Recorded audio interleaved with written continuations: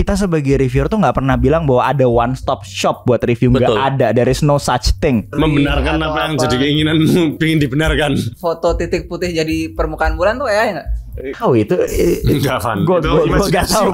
Gue totally gak tahu itu foto. Ya kecuali gini Pak ya. Karena ada hal yang memang nggak bisa diomongin. Ya konfidensial lah istilahnya. Ada yang lebih NDA lagi ya. Ya nanti saya juga masih mau kerja ya.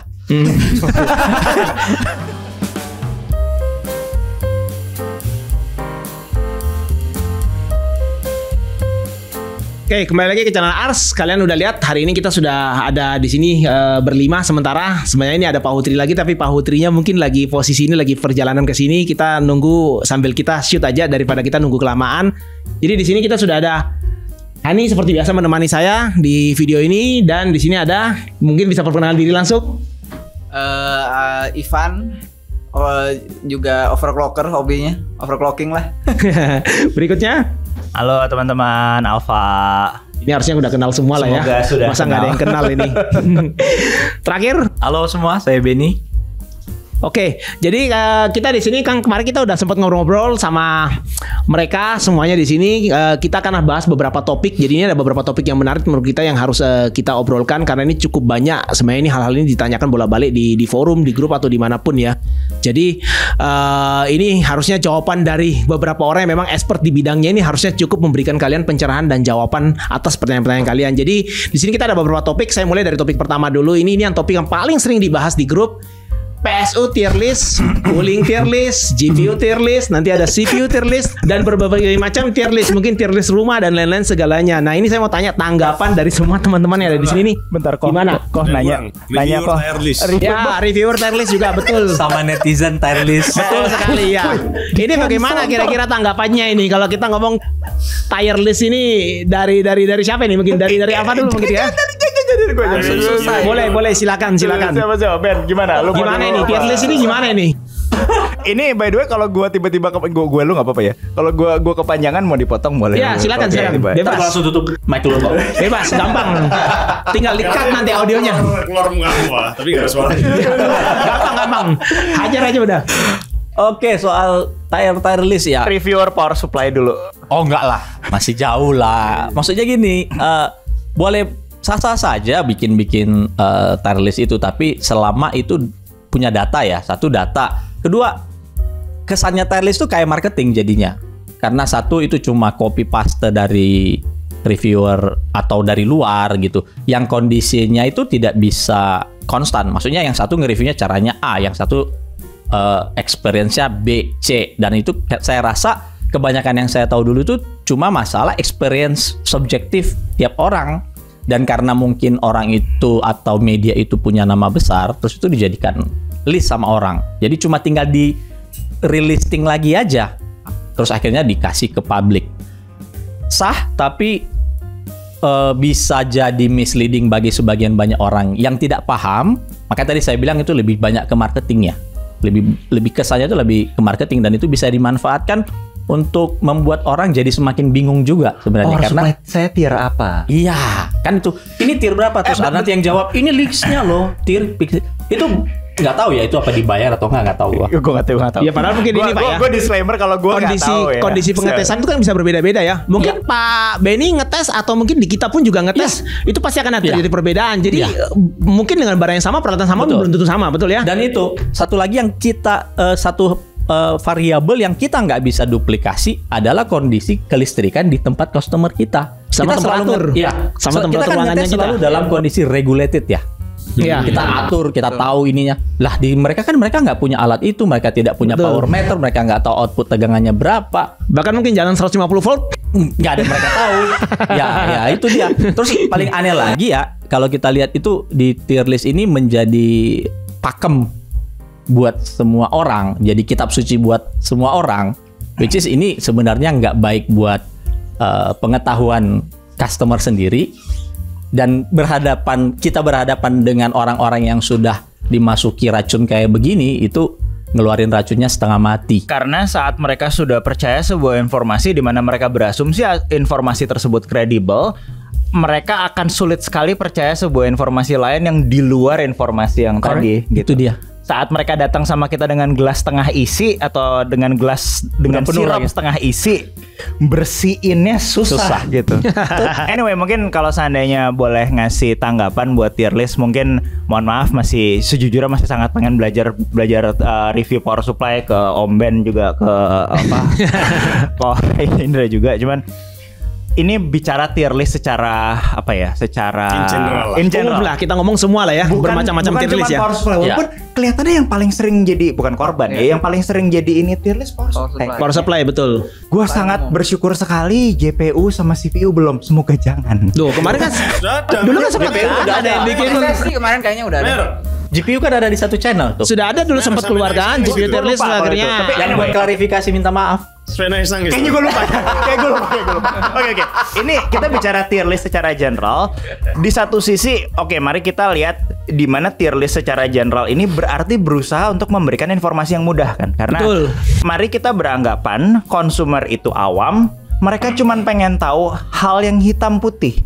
Ini bagus atau tidak, dengan berasumsi mereka tidak ingin tahu aspek teknis dari hal tersebut. Kurang lebih kayak demikian.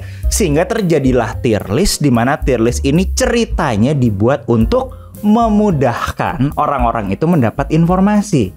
Tapi yang terjadi di sini sebaliknya, saat kita kasih tier list itu istilahnya syarat dan ketentuan berlakunya lebih tebal sebetulnya daripada kamu baca review. Betul sekali, kadang-kadang cuma baca di permukaan kan Fai. Karena kamu baca sebuah review aja, kita nggak tahu kamu seberapa dalam lo baca reviewnya. Kamu baca reviewnya sambil kamu scroll terus kamu skip dan kamu nggak tahu itu part important mana yang kamu ngerti. Terus abis itu kamu baca tier list, di mana sebetulnya ada orang yang mungkin mau menyajikan tier list gini. Mari kita asumsi semua orang yang menjadikan tier list ingin informasi mereka sampai dengan baik dan benar, memudahkan semua orang.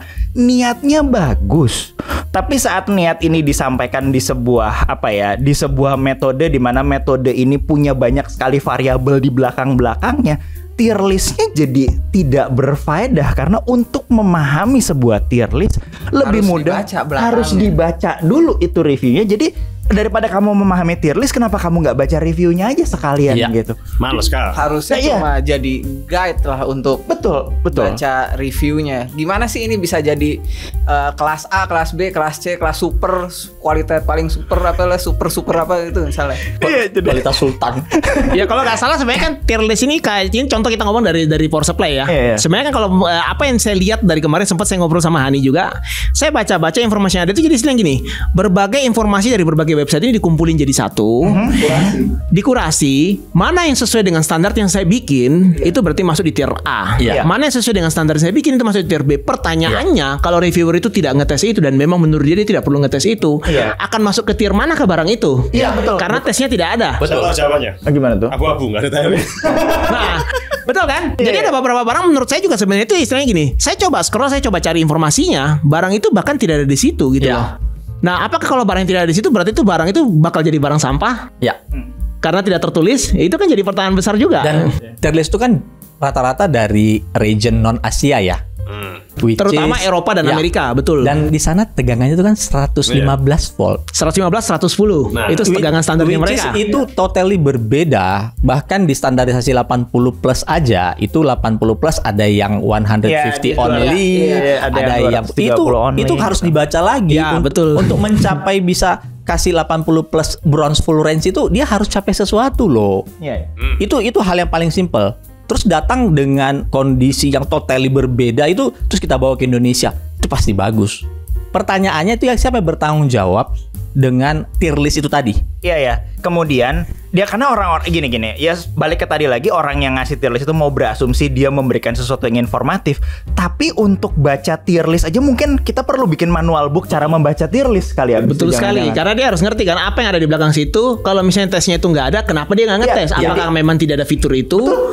Betul. Atau bagi reviewer ini, menurut dia fitur ini dia tidak perlu ngetes karena itu bukan sesuatu hal yang penting. Apa yang membuat tier list itu bisa invalid? Misalnya dia mau bilang ada region yang bisa jadi mungkin power supply yang modelnya sama diisi komponen berbeda, misalnya. Betul. Gitu.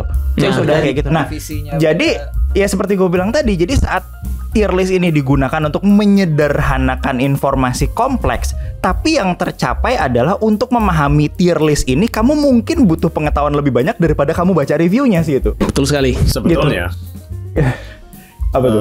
Google Sheet-nya tier list itu. Hah? Itu udah dibaca tabnya dari awal Iya, sampai ke ada brand mulai dari A. Itu udah jelas loh. Ya. Metode pengujiannya kok bisa keluar tier list itu gimana? Ya kan tadi kata Iya. aku Indra itu. Iya. Jadi emang kurasi itu lihat dia bikin standar sendiri. Tier A itu pokoknya harus variabel A, B, C, D ini tercapai. Kalau nggak ada ini di reviewmu berarti nggak tier A. Turun Harus tier B. japan kapasitor lah, harus di situ DC lah, harus Ya, full Jepang range LLI, tidak boleh Taiwan LLC kapasitor. lah. Yang sana kan kelihatan tuh udah. Nah, Iya. Jadi kan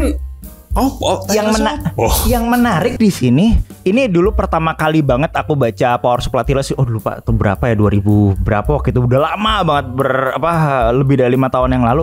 Informasi yang aku dapat dari tier list itu bukan power supply bagus apa enggak, tapi link dari power supply review yang bisa aku baca tuh yang Betul. mana? Iya betul. LTT kan kalau nggak salah ya. Iya pertama kali LTT. Iya, aku baca pertama kali, nggak tahu waktu itu ada yang pertama bikin apa enggak. Betul sih. Kalau menurut aku justru Jadi malah kalau tier informasi list yang itu paling bergunanya kita cari linknya. Ini yang adalah review barang ini database review. siapa, terus Gitu. hasil tesnya seperti apa, Terus- dan komponen dipakai kira-kira apa Ya, sih Pak. di dalam gambarannya. Itu sebenarnya yang sekarang itu yang kultis itu ada di bawah ditulis. Ada. Bacalah review di belakangnya. Betul. Yang jadi problem adalah kalau orang mau baca review di belakangnya itu bukan tier list dong, itu database Nggak guna, reviews dianggap- dong. Dianggap nggak guna kan? Itu Dianggap nggak penting, Karena Pak. Yang apa? penting kan angka Susah-susah A, gitu B, kan. C, D. Yang lainnya itu seperti nggak gue bilang penting. bahwa orang itu butuh informasi sederhana. Dia mau mencoba memberikan cara untuk menyampaikan Tapi informasi disuruh dengan sederhana. baca Tapi kamu disuruh baca review dan kamu disuruh baca data di mana orang-orang itu yang Google mencari, juga bisa. di mana orang-orang yang mau mencari tier list ini bisa jadi memang tidak ingin mengetahui aspek teknis dari hardware-nya gitu. Ya dia cuma pengen lihat angkanya, Pengen masuk di lihat kelas apa? angkanya aja, A, gitu. B, C, D, E atau apa? B, C, D, E gitu. Aku nggak kebayang ya kalau tiba-tiba beberapa tahun ke depan misalnya ada yang bikin tier list, let's say misalnya CPU gitu, kemudian tier S itu berarti CPU-nya harus 24 core gitu, Ya, CPU-nya ya. harus arsitektur apa gitu. Agak untung nggak terjadi sih sekarang gitu, jangan sampai 10 gitu. tahun kemudian, Pak, Jangan dia beli sampai. prosesor itu 24 core, Iya. di-compare sama 10 tahun kemudian juga prosesor sama-sama 24 Oh core-nya. iya, dan itu penting banget koin apa? Bisa jadi cuma 16 core sebenarnya tapi itu. frekuensinya naik 2 kali frekuensi- lipat. Atau yang satunya mungkin dia core-nya cuma 8 core, tapi itu udah generasi 10 tahun ke depan gitu loh. Nanti dia Jadi compare 4 dengan core duo.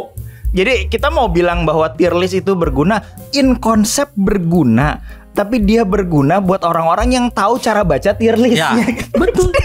Jadi ujung-ujungnya itu sebuah database review sebetulnya kegunaan paling gedenya buat aku ya. Jadi Jadi kan Kayak yang gitu. kita tidak boleh lakukan itu adalah tahu beres tapi goblok.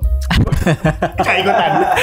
maunya tahu beres, tapi tidak mau tahu apa yang terjadi di belakangnya. Istilahnya cuma mau tahu informasinya instan. Tapi nggak tahu sih, maksudnya kalau pas Lebih aku instan lagi, dari instan. Iya, betul. pas lagi ngobrol kayak tier list kayak gini, teman-temanku udah bilang, iya sebenarnya aku cuma pengen tahu gue mau beli barang apa gitu. Gue sebagai customer tuh tidak mau disusahkan gitu. Kenapa gue harus tahu hal-hal kayak gini? Tapi yang jadi problem adalah saat kamu tahu, saat kamu cuma baca tier list doang, requirement kamu untuk dapat informasi yang berguna dari tier list itu lebih panjang daripada kamu actually baca reviewnya. Jadi ya. Ini berarti kalau kita ngomong ini menyangkut ke pertanyaan kita yang keempat, berarti sebenarnya langsung ini saya ke pertanyaan keempat dulu. Ya udah. Apakah kalau saya membaca sebuah hasil review dari produk itu dibilang bagus, produk itu dibilang jelek, kira-kira kalau saya beli barangnya dan saya bawa pulang ke rumah, saya tes sendiri sama seperti reviewer si A ngetes, Mau siapa duluan? apakah hasilnya akan jadi bagus seperti saya lihat?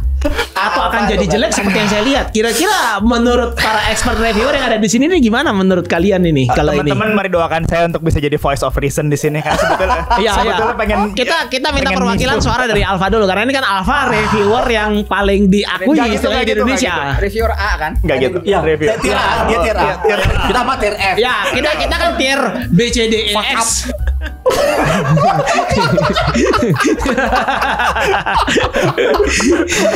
Nah, gimana ini? Oke, gini. Jadi saat kita bicara metode test reviewer, ini boleh percaya boleh enggak. Dulu pas waktu aku pertama kali mulai, maksudnya ya udah 2010-an awal lah mulai nge-review. Itu tuh aku ngerasa bahwa metode test review itu adalah sesuatu hal yang pantas paling dapat prioritas tinggi untuk dibaca. Believe it or not, itu adalah waktu dulu kan halaman ya. Itu halaman yang paling sering di skip sama orangnya. Jadi Bahkan mereka tidak dicari. tidak pengen tahu metode test reviewnya. Jadi intinya di sini, kalau dia bilang sama dengan beli produknya itu tes sendiri juga, kalau reviewer tersebut memberikan metode tes review yang jelas, dan aku berusaha untuk ngasih metode tes yang jelas ya, seenggak-enggaknya hopefully seandainya sampai hari ini semoga itu masih terjadi, dan mereka menggunakan metode tes yang sama terus hasilnya jauh sekali beda. Mungkin kalau seandainya kita harus kasih persen di atas 30% beda kalau itu CPU gitu misalnya, berarti ada yang salah tuh, either usernya yang mungkin menggunakan metode tes beda atau reviewernya yang mungkin datanya miss karena revisi hardware atau sejenisnya, Atau belum tidur. atau belum tidur. Ini aku belum tidur loh by the way. Tapi anyway, yang jadi problem di sini adalah saat customer itu cuman punya penilaian kayak tadi, bagus sama jelek gitu. Reviewer punya banyak sekali variabel bergantung sama metode tes yang dia pakai apa. Kalau ternyata tiba-tiba metode tes reviewer tersebut tidak sama dengan skenario penggunaan si user, misalnya paling gampang contoh apa? GPU dulu deh. Betul, betul sekali. GPU yang kita bilang bagus buat machine learning atau AI workload itu 100% beda dengan GPU yang bagus untuk let's say gaming graphics workload gitu misalnya itu, atau GPU yang bagus untuk misalnya usernya bilang ini reviewer kok bilang ada VGA sekian ini bagus, tapi di case saya nih jelek sekali karena ternyata usernya pakai casing sangat kecil dan yang dia butuhkan adalah GPU yang menawarkan power efficiency bagus, GPU yang menawarkan ukuran yang cukup kecil gitu. Jadi saat skenario penggunaannya si user tersebut udah nggak sama dengan metode testing yang digunakan sama reviewer, terus mereka dapat hasil yang beda, itu udah wajar gitu. Yang jadi problem ada user ngerasa kalau reviewer ini apalagi udah punya nama dan lain-lain, kalau reviewer ini udah bilang itu berarti bener. Kalau reviewer itu bilang sesuatu, yang kamu lihat pertama itu bukan reviewnya ngomong apa dulu, baca dulu metode testingnya gitu. Itu yang jadi problem adalah metode testing ini adalah hal yang dianggap paling membosankan dan paling sering di skip. Bukan dibaca, Pak. Bukan didengerin. Didengerin. Disimak. Kan sekarang zamannya nonton. Oh iya, zamannya nonton ya. Salah, maaf. Nah, kalau reviewernya tidak menyediakan metodologi tes gimana? Langsung ngetes. Ya. Gimana ya? Gini. Ini by the way ini nggak berusaha menyalahkan teman-teman reviewer yang mungkin belum naruh metode tes. Itu disarankan, walaupun ya mungkin kalian sendiri mungkin pernah naruh metode tes dan diabaikan sama viewernya, yang itu akan sangat sering lebih banyak seperti gitu. itu memang kenyataannya, Pak. Jadi kayaknya kita harus buat disclaimer dulu, Pak. Bedakan antara reviewer dengan influencer. Kalau influencer itu kan nggak perlu metode. Gue nggak ikutan. Oh, kenapa? Beda loh. Influencer Betul. dikasih misalnya motherboard nih.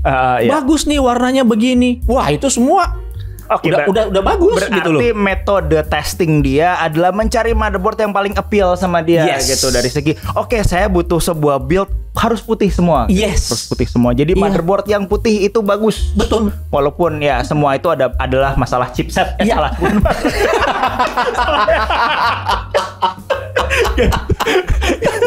Jadi anyway, untuk hal yang kayak gini ya, dan ini pernah, ini beneran pertanyaan yang sering banget terjadi bahwa Mas Alfa, kok saya sama Mas Alfa hasil tesnya beda waktu itu apa ya? Oh, karena aku pakai Open Bench Table. Enggak, itu yang paling sering terjadi.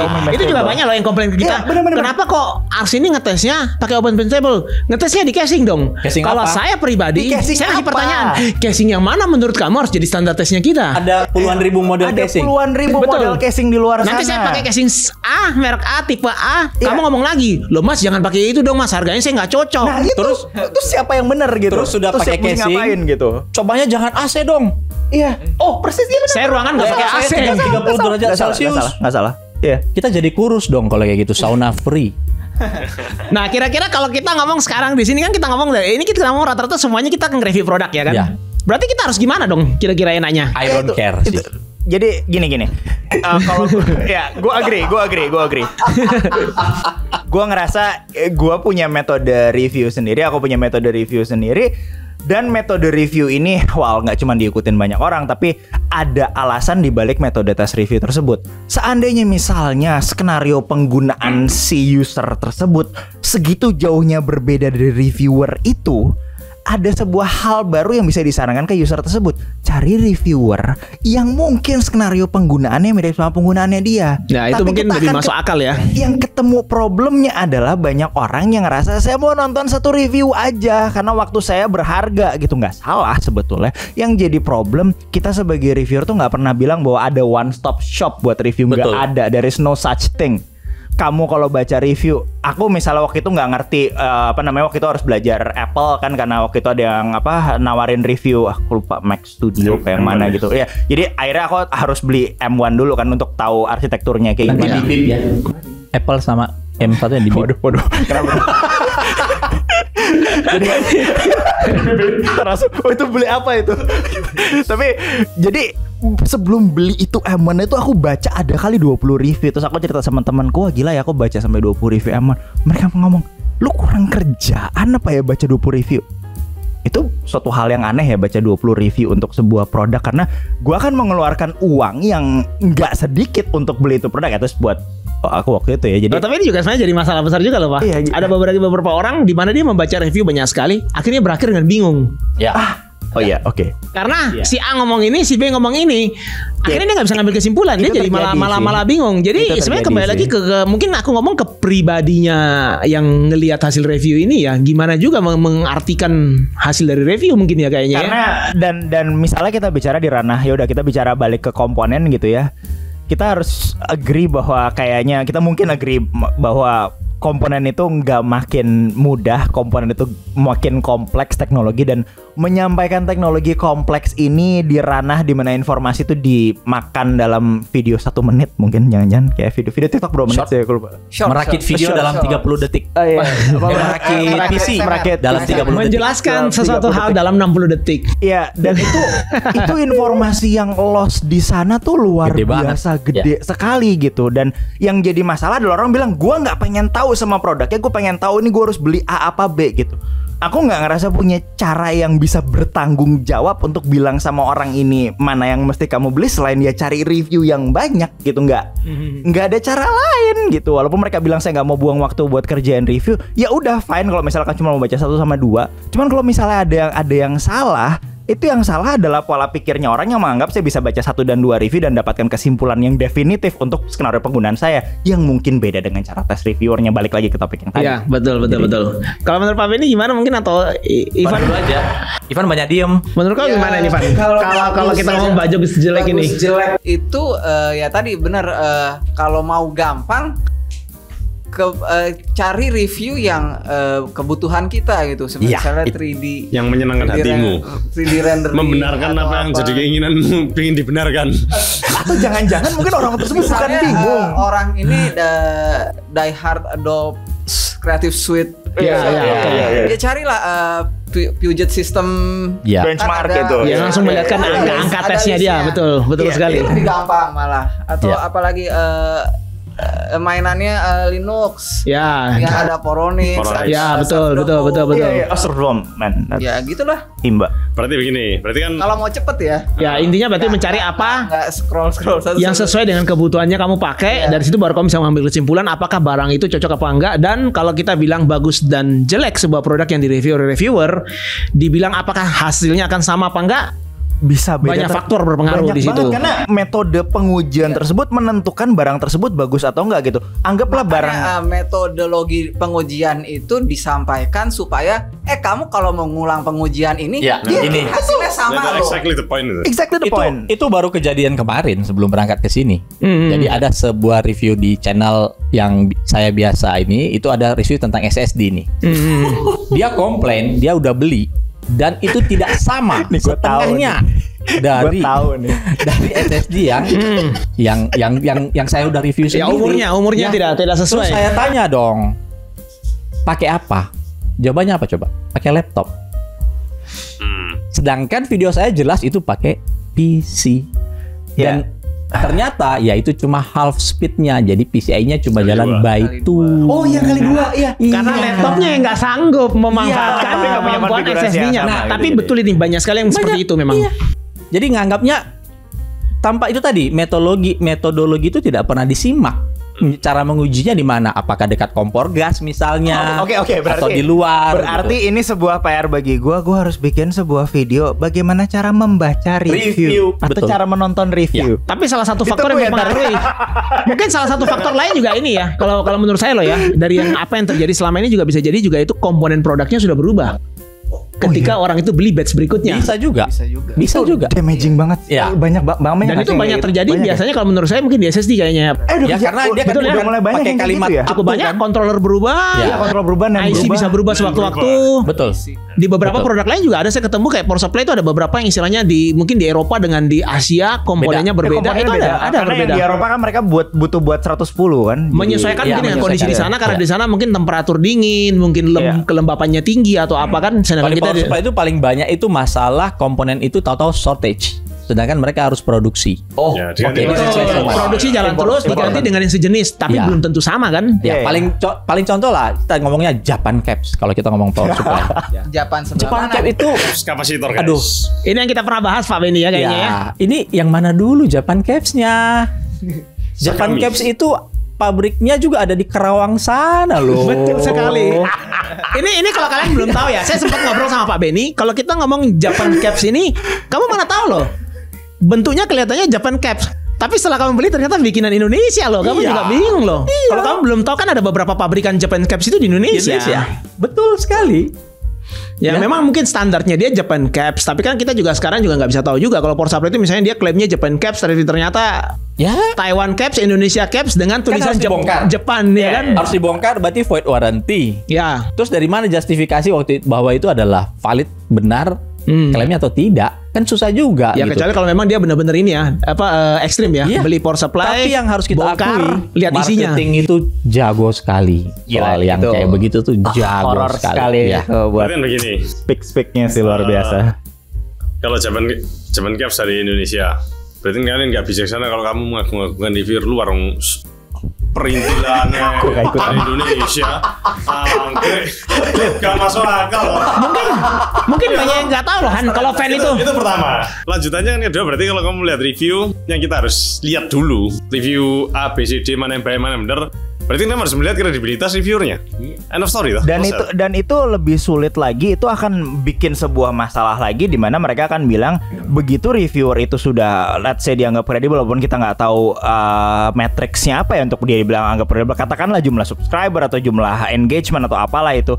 Yang jadi problem adalah mungkin orang yang udah punya jumlah subscriber tertentu atau ini tertentu, mereka udah kasih metode pengujian, cuman orangnya ngelihat hasil tes orang ini gitu. Misalnya kayak teman gua ada siapa, hopefully dia nggak tersinggung saat nonton video ini, dia tuh aduh kalau ada data dari Digital Foundry itu dipercaya kayak dewa lah, apapun yang dikeluarkan Digital Foundry. Nggak bilang Digital Foundry itu salah, cuman yang jadi problem adalah skenario penggunaan lu sama nggak dengan Ya, apa yang mereka tes gitu. betul. Jadi ya itu balik ke yang tadi lagi bahwa kalau kita mau bilang itu reviewer kredibel, aku yang pertama kali tahu kalau reviewer itu kredibel adalah dia kasih metode pengujian yang jelas. Tapi itu buat aku ya. Aku nggak tahu apakah user ngerasa bahwa itu hal yang penting bagi mereka gitu. Karena mereka ngerasa gue cuma pengen baca review gitu. Ngapain sih gue rapat-rapat baca metode testingnya gitu. Padahal menurutku metode testing tuh salah satu yang sebetulnya prioritas Jangan gitu. di skip metode testingnya. Jangan di skip, dan mungkin juga kalau bisa menghimbau rekan-rekan reviewer sekalian gitu. Hopefully ini nggak nambah kerjaan kalian terlalu banyak, karena gue tahu kerjaan kalian banyak juga.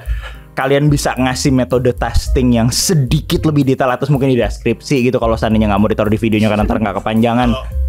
Kalau aku Di PDF-in gitu di bawah. Ntar download. Download. Ya ampun. Kalau aku definisi kredibel kan begini, kalau pakai bahasa Alpha kan menyertakan metodologi pengujian. Ya. Nah kalau saya baru nyemplung jadi reviewer, tak buat metodologiku, salah, kredibel tapi itu tuh kan. Itu metodologi. Nah, Kredibel itu begini kalau buat saya. Kredibel itu kamu tahu, Ko Indra ini siapa, Ivan siapa, Alfa siapa, Pak Benny siapa. Di track record ke belakangnya kamu lihat mereka ini sudah berapa lama berkecimpung di dunia ini, selesai. ya Ya. mungkin Kalau kayak gini ini sekali ini kan nggak mungkin mau merusak nama baiknya untuk mengindahkan sebuah sampah gitu loh. Contoh aja Ivan lah, kasih dia memori motherboard 4 DIMM. Dimaki-maki sama dia. loh, tapi jangan salah Pak. Banyak orang yang ngomong 4 DIMM motherboard tuh. kalau motherboard 2 Harus DIMM dua itu kan, jelek motherboardnya. Iya, motherboard harus harus 4 dua DIMM. kan, Nanti kita tahan kalau bahas yang 4 DIMM sebentar kita bahas. Sebentar. Berarti bisa sampai best. Bentar, kita rem dulu yang ini. Jadi kita back to topic yang masalah review. Berarti kalau kita ngomong tadi masalah review itu kredibilitas dan lain sebagainya, berarti kita kembali ke pertanyaan sekarang yang nomor 3 saya balik. Oh 3 apa tuh? Metode tes reviewer seperti Alpha, Pak Benny dan Arx. Kalau menurut kalian itu reviewer si A, si B, si C ini oke, kenapa kok kalian gak ikut reviewer si A, si B, si C cara tesnya? Karena dia udah paling bener kan? Dan kenapa kok hasil tesnya kalian terkadang dengan cara tesnya sama pun Beda. bisa tidak sama, bisa Iya. berbeda. Apakah jangan-jangan kita semua di sini dibayar kalau kita jadi reviewer? Gua harus bilang dulu bahwa pas waktu gua review gua dibayar. Kalau gua nggak digaji duitnya dari mana? Nah, jadi ini kita jawaban jujur dari betul. Ya. Ini Jadi jawaban jujur gratisan. dari seorang reviewer atau kita reviewer. Gini, kalau kalian mau tahu, ini beli hardware ini uangnya nggak dari daun dan turun dari langit. Iya. Beli hardware ini kita beli ini pakai duit loh. Kalau ini sekarang kita nge-review sebuah produk terus kita reviewnya sukarela, ya mungkin ada beberapa produk yang mungkin diberikan ke kita karena itu istilahnya bisa jadi penunjang untuk kerjanya kita. Tetapi kan tidak semua barang yang diberi itu bisa kita jual menghasilkan uang. Nggak usah kita ngomong hardware aja deh. Bayar listrik Bayar aja. listrik dan Begitu nge-review 40-92 hari, itu token bisa nyala. Iya. 40-90. Gak usah 40-90. Review cooler. Oh iya betul. Cooler. Iya. Itu prosesornya udah. Ya. Iya, nggak ada yang minta lu ngerjain itu di 350 watt juga sih. Nah, Sedangkan teman-teman tuh banyak yang saya mau beli PC begini listrik saya masih 450 VA loh. ya. Mas Alf, Standar itu power limit langsung dari Power limit aja, Pak. Saya pengalaman pribadi ya, saya harus kasih tahu karena apa ya? Kita kan mau ngomong terbuka ya. Iya. Itu listrik rumah saya sampai harus saya upgrade Iya, karena sama, tiap sama, kali saya sama, mau nge-review itu kulkas pompa nyala. Itu mati listriknya. Nah. Pengujian saya bubar. Itu masih kalau bubar. Lah AC kalau kalah. VGA-nya rusak, memorinya motherboardnya KO, power supply-nya KO, yang nanggung siapa? ya kita Gitu. reviewer lah. Iya. Terus Nggak mungkin. teman-teman yang nonton cuma bilang, bullshit itu isinya. Coba jadi kita. Iya, tapi anyway, intinya kalau bicara dibayar mungkin kalau cuman ngasih tahu doang sepanjang 2022 itu hardware yang beli sendiri kalau punya gue ya itu hampir deket ratusan juta Nah, sih. Tapi nggak mau kasih tahu detailnya berapa, tapi gue beli hardware sendiri. Kayak kalau Alfa hampir ratusan juta lah. Kalau Iya. kita kalian sudah tahu lah, udah pasti di atas angka seratusan kalau Iya, kita. iya. Hampir. Dan itu udah sakit sekali sebetulnya. Cuman itu dilakukan karena ya ada beberapa yang kita butuh gitu. Ya seandainya misalnya ada beberapa yang minjemin dan ternyata itu habis itu dijadiin istilah seeding Di atau kayak seeding gimana lah ya buat seeding kita pakai istilahnya. operasional pengetesan kan. Gitu. Cuman ketahuilah bahwa jumlah hardware yang gue beli per tahunnya itu jauh berkali-kali lipat daripada hardware yang di sini. Oke, itu soal bayaran ya. Itu baru Tapi, ya, itu baru bayaran. itu baru bayaran. Nah, terus habis itu metode tes review Ya, yang metode di tes. atas. Kenapa kok Alfa nggak ikut si A, si B, si C? Oke, sekarang bayangkan ini kita bicara yang mungkin teman-teman di sini sekalian bisa lebih relate, main game. Gimana ceritanya kalau tiba-tiba bicara 100 aja, 100 reviewer di dunia menggunakan 10 game yang sama untuk melakukan review VGA. Terus kalian main game yang ada di 10 game tersebut. Yang berarti itu data reviewnya nggak akan mungkin sama dengan game yang kalian mainkan. Itu udah gampangnya bahwa semua reviewer itu akan ya istilahnya spesifik misal buat graphic card mereka punya metode testing mereka yang biasanya walaupun ini metode testingnya akan beda-beda gitu game yang di testing itu beda segala macam mungkin ada yang pakai 3D Mark buat analisis gitu misalnya gue sering pakai itu dan itu sebenarnya udah kelihatan ada patternnya gitu. Pertama mereka ngelakuin benchmark sintatis dulu gitu buat ngecek. Kemudian habis itu mereka ngelakuin beberapa benchmark real world seperti gaming atau mungkin ada yang lebih spesifik. Oh saya suka content creation. Oh saya suka streaming kayak EPOS Fox itu Ya, gila betul, tuh stream testingnya imba parah. Jadi ya kayak gitu. Jadi mereka itu akan menggunakan metode review yang biasanya mereka sendiri sudah verifikasi bahwa ini mencerminkan mencerminkan dan merepresentasikan apa yang biasanya digunakan user yang skenario penggunaannya mirip sama apa yang mereka tes tadi. Oke. Jadi kurang lebih kayak gitu. Jadi kalau ada metode tes reviewer yang mungkin kelihatan beda dari jauh itu menurut gua hal yang bagus sih. Yang jadi problem adalah kalau ada metode tes yang memang baru banget nih. Jadi itu metode tes yang bahkan mungkin kita belum tahu agak kedengaran agak tua di sini mungkin cuman dulu metode tes frame rate-ku tuh berubah tahun 2011 pas aku baca artikel namanya dari Scott Watson, nggak tahu sekarang di Intel atau di mana tadi di AMD atau sekarang di Intel. Dia tuh bilang bahwa ngelihat average frame rate tuh nggak cukup. Dia bilang bahwa sebetulnya enggak. Soalnya waktu itu ada graphic card yang multi GPU yang jadi problem. Mereka ngerasa nih average frame rate-nya naik tapi kok kayaknya experience gameplaynya nggak enak gitu. Ada metrik yang harus kita cari gitu. Dan ternyata kita ketemu ada sebuah matrix yang asli waktu itu dia kasih nama 99 percentile sebetulnya jadi 95 percentile atau 99 percentile yang sebetulnya menjelaskan ke user consumer atau agak susah ya. Sekarang kita sebut 1% low atau 1% minimum gitu. Jadi ada ketemu 1% minimum ini mencerminkan kalau game itu kurang lebih istilah gambarnya smoothness-nya kayak gimana dan frame rate konsistensinya kayak gimana gitu. Jadi sekarang malah kayak ini mungkin kayaknya 0,1 ya. Oh iya, jauh banget sih kalau udah 0,1. Iya gimana? Kamu nggak akan memuaskan orang-orang yang dengan 1% low itu? Karena kan ada yang tanya 0,1% Nah, gimana? itu. Nah, pertanyaan begini. Harga-hargamu sudah kenceng-kenceng seperti hari ini. Kamu cari 1% low, cari 0,1% low atau bahkan 0,01% low, berarti kalau dalam kepalaku ya, translatean di kepalaku berarti kamu mencari celahnya sistem yang sudah cepat ini. Iya. Iya benar. Nggak salah sih. Logis nggak itu kita jadikan review? Ya enggak lah. Kan nggak mungkin kita buat review dengan asumsi kamu akan mencari sela dari barang yang kamu gunakan ini. Di mana sistemnya sudah sempurna, kamu cari kekurangannya. Kalau saya melihatnya sih sebenarnya audiens kita khususnya di Indonesia ya, itu Oke. suka dengan hal-hal yang kontroversi. Ketika Kayaknya nggak cuma Indonesia doang deh. ya, kontroversi. tapi di Indonesia lebih sadis deh. Kalau Iya, tren benar. 0,1 kan dari luar dulu. Ya, Iya, Saya terus orang sini lihat. ya 0, Mas, kalau 0,1% dong gimana? Lah nyapa. Enggak, yang Iya. jadi kalau kita masih spesifik sebelum kontroversi dan juga yang 0,1% yang tadi kayaknya juga selain yang masalah 0,1% tadi orang-orang itu berusaha untuk mencari yang probably nggak ada gitu apa kayak gimana? Nah, Jadi tapi kan pertanyaan berikutnya kan begini. Ketika kamu sudah tahu 1% low, 0.1% low, kamu ngerti nggak itu di gamemu seperti apa? plus Nggak ngerti loh. Plus ya, mungkin skenario game test yang mereka coba itu beda tempat gitu, kayak misalnya Cyberpunk aja gitu. Kita ngetes di beda tempat tuh bisa beda skenario Ya, mana yang betul. kita CPU apa GPU-nya. Benar banget. Minggu lalu Dan kita itu pun ngomongin juga ini. ini loh, Itu Pak. Kalau minggu dia lalu kita perhatiin ininya loh, menu offsetnya loh. Nanti Iya, jangan-jangan nggak sadar scalingnya jalan. Betul, Dia nggak karena sadar. Hadir, saya pernah kena. Jadi kalau ada developer Cyberpunk, tolong ya FSR-nya dimatiin. Kita suka FSR cuma Ya yang itu ditaruh di kadang-kadang kita preset. kelewatan. Kadang-kadang makanya akhirnya kan kadang-kadang kita ngecek Masalah ulang. juga kok. Oh, itu itu otomatis juga Gua- kalau kita Otomatis. nggak Begitu kita Sama bikin itu preset scaling, apa, anjir. ternyata scaling tiba-tiba nyala. Iya, betul. Nah kita ini ya kembali ke tapi dia iya. Iya, yang tadi itu kita paling ngomong. benar ya. Kenapa Iya. nggak ikut si A, si B, si C? Karena udah pasti dia paling benar. Oke, berarti kalau gitu misalnya power supply meledak di sebuah YouTuber terkenal, berarti kita juga harus meledak dong. Nah. Kalau nggak meledak itu nggak benar dong. Ya kan nggak mau toh. Jadi Pak. lo- Iya nggak benar kalau.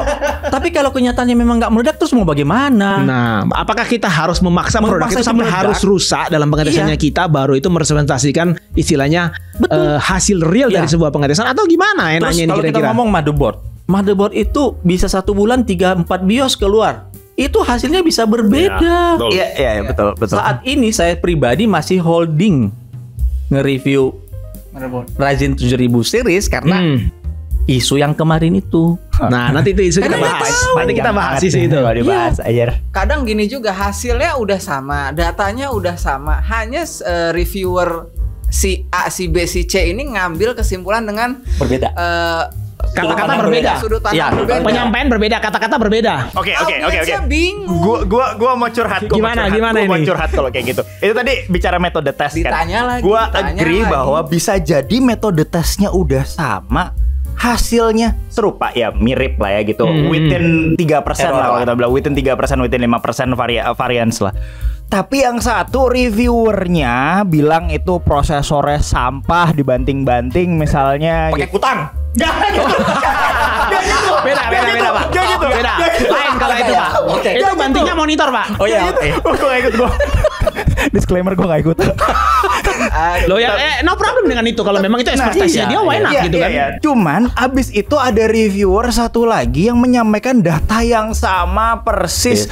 Cuman dia ngomongnya ya gue nggak suka mainin prosesor gitu karena ini prosesornya nggak punya power efisiensi yang beres, prosesor agak boros. Cuman dia tidak banting-banting prosesor tersebut, Betul. tidak maki-maki prosesor tersebut. Iya. Seakan-akan ketidakmauannya review atau ketidakmaki-makiannya reviewer ini tuh membuat datanya tidak valid padahal datanya mirip gitu. Iya. Kita pengen kalian baca data sama baca informasinya gitu. Iya. Kenapa yang dicari sisi entertainmentnya? Kalau kalian pengen cari entertainment, nonton drakor gitu. Ya, ya dicari sebenarnya si nonton dramanya. review, gitu kan.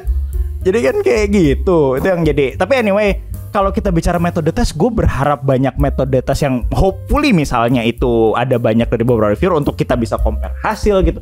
Gue senang kalau ada metode tes yang mirip misalnya gitu. Misalnya mereka pakai game yang sama gitu, mereka ngetes hal yang sama. Atau misalnya mereka ngetes hal yang obscure sekali kayak kemana aku baru belajar gimana caranya bahwa orang-orang tuh cuma tahu kalau video encoder tuh mempercepat video rendering gitu kan di certain application gitu.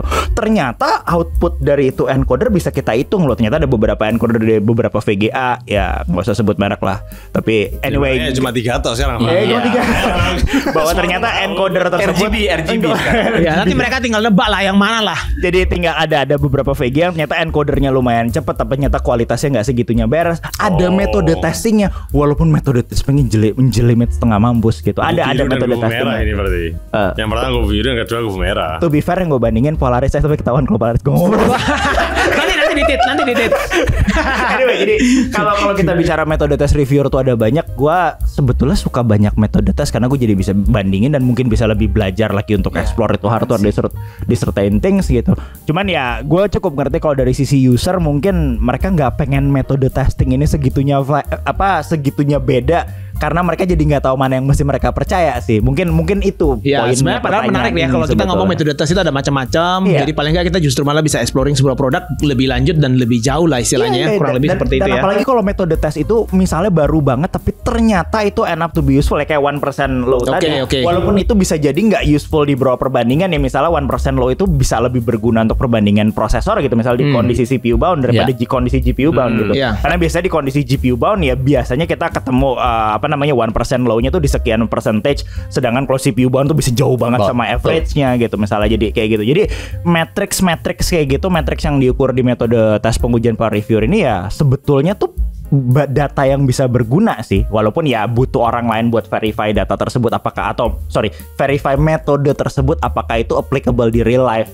Ya misalnya ada reviewer yang bilang, wah saya punya sebuah benchmark baru, saya bisa nge-probe CPU ini istilahnya latency ke L1, L2, L3-nya kayak gimana. Iya seandainya itu useful dan mudah dilakukan bisa gitu. Cuman yang jadi problem kita bilang itu sama user, ada yang bisa relate nggak sama hasilnya. Nah yang paling penting lagi sebenarnya gini Pak, duitnya Pak yang nggak nutut Pak kalau kita harus beli beberapa peralatan tertentu yang kita harus ikutin. Benar. Yang paling simpel mungkin power supply ya. Pak Benny juga pasti tahu lah peralatan itu harganya nggak harga puluh juta ya.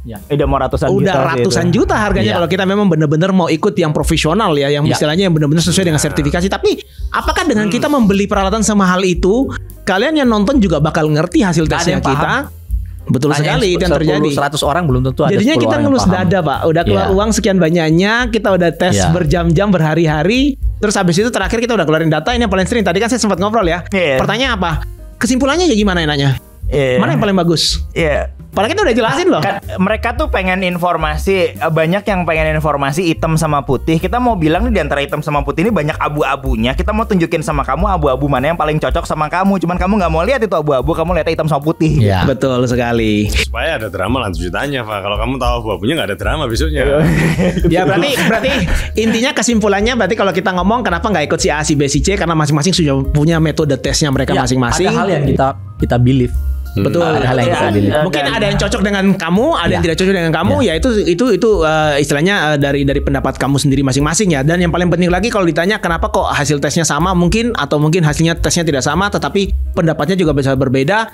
Ya bukan berarti bahwa selalu kalau misalnya hasilnya sama kita harus juga ngikut dengan pendapatnya orang lain. Lah kalau kita ikut pendapatnya orang lain berarti kan kita bukan reviewer dong. Betul. Berarti kita nggak boleh berpendapatnya kita sendiri dong. Atau jangan sampai, hopefully jangan sampai ya buat rekan-rekan reviewer Indonesia, jangan sampai hasil reviewnya bukan keluar dari datanya tapi 100% plug ngikut reviewer guide. Tapi itu ada loh Pak.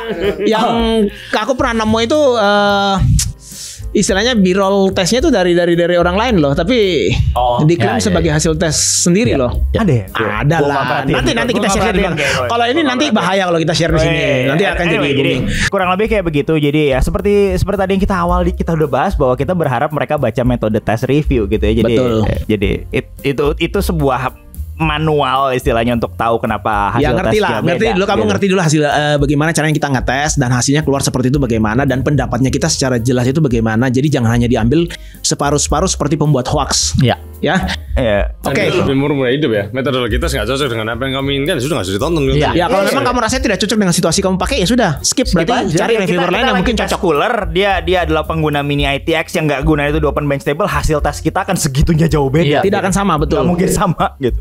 Oke, berarti kita sekarang lanjut ke pembahasan berikutnya. Ini sekarang kita sudah selesai ngomong masalah review. Sekarang pembahasan yang menarik ini. Apa tuh? Ada orang yang berpendapat bahwa dulu kan GPU VRAM 8GB udah nggak cukup. Sekarang 12GB, apakah sudah waktunya dibuang dan harus wajib 24GB? Iya kan? Mengingat ini kan sekarang game-game yang baru, jadi Survivor, terus The Last of Us, dan ada beberapa game lain lagi nih yang saya dengar dari banyak orang ngomong di forum itu bahwa sekarang udah waktunya pakai VRAM gede loh. Ini sekarang jadi pertanyaan sebenarnya kan, apakah karena memang sedemikian butuhnya GPU dengan VRAM gede seperti itu, atau sebenarnya jadi masalah ini developer gamenya yang males optimalisasi gamenya? Menurut kalian gimana kalau ini? Oh, by the way, kalau kita bicara developer game yang malas optimalisasi game, kemarin aku ngobrol sama satu orang, dia ada sebuah inian baru, ada apa? Ada kayak apa sih? Bukan pengetahuan ya. Anyway, dia ngomong bahwa mungkin yang salah bukan developernya, tapi siapapun itu yang bikin game atau entah, aku lupa kemarin dia ngomong bukan publisher apa ya. Intinya ada orang di atasnya dia yang minta mereka ini untuk ngerjain game itu dengan deadline gak make sense segala macam, yang end up membuat mereka akhirnya membuat beberapa keputusan yang mungkin membuat game tersebut gak segitunya optimal. Tapi anyway, bahasan kita soal VRAM ya kan. Jadi kalau VRAM yang butuh sampai 24 GB, gamenya namanya waifu generator. Belum. Gak lagi bahas Stable Diffusion, belum sampai sana. Tapi nggak tahu deh, maksudnya kelihatan banget tahun ini tuh lucu ya, maksudnya ini kalau buat aku walaupun kayak bakal ketahuan umur, ini mirip banget kayak awal-awal dekat-dekat 2000-an dulu, di mana pas yang namanya video RAM tuh di masa lain banget ya. Jadi kayak mirip banget ya 20 tahun yang lalu gitu. Ini terjadi lagi sebetulnya. Dulu masih sekarang. Kapasitasnya megabyte. Dulu itu masih orang punya problem nih yang 64, 128, 25, 56 dan gue langsung ketahuan umur pas waktu ngomong kayak itu megabyte ya, megabyte ya, itu megabyte ya. Jadi dan sekarang itu kejadian lagi, walaupun gini, sebetulnya senang sekali dengan beberapa tes yang baru-baru ini. Kita tahu ada beberapa game, kalau nggak salah biggest offender siapa sih, Forspoken, kemana Callisto, Last of Us, Hogwarts Legacy, terus sama Jedi Survivor ini yang paling terakhir rilis, Jedi Survivor yang sampai orang ngomong butuh belasan giga. Iya itu sampai menuhin apapun yang VG-nya bisa kasih gitu. Jadi kelihatan ada indikasi di resolusi tertentu, at least 1440 mungkin ya. Kalau 2K lah ya. Kalau 4K ya udah lah ya. Kalau 4K sih udah angkat tangan gitu. Kalian sendiri yang memilih untuk membuat VGA kalian mahal kalau kalian punya TV 4K bagus gitu. Jadi 4K rasa game baru-baru ya semua ya. Sedangkan kalau ada orang gitu punya TV 4K 120 terus mereka komplain saya harus beli VGA apa, biasanya aku agak bingung. Kadang-kadang kalau aku mau berasumsi orang yang punya TV 4K 120 itu biasanya sudah punya budget buat beli VGA mentok atas sih. Maunya berasumsi kayak begitu. 40-90 mentok lah. Iya, mentok atas gitu. Tapi anyway, kelihatan ada indikasi kalau memang ini kelihatannya melar, cuman kita belum tahu exactly ini melar di seberapa banyak. Nah ini baru indikasi loh. Kita semua ini walaupun kita bercandaannya di sini kita bilang kita dukun gitu, tapi bercandaannya di sini adalah kita nggak exactly tahu apakah ini suatu one time thing gitu yang cuman kejadian sekarang doang, abis itu hilang semuanya bakal di bawah ini. Tiba-tiba developer sadar ada aset entah tuning aset size atau tuning gimana allocation itu dikerjain ke graphic cardnya.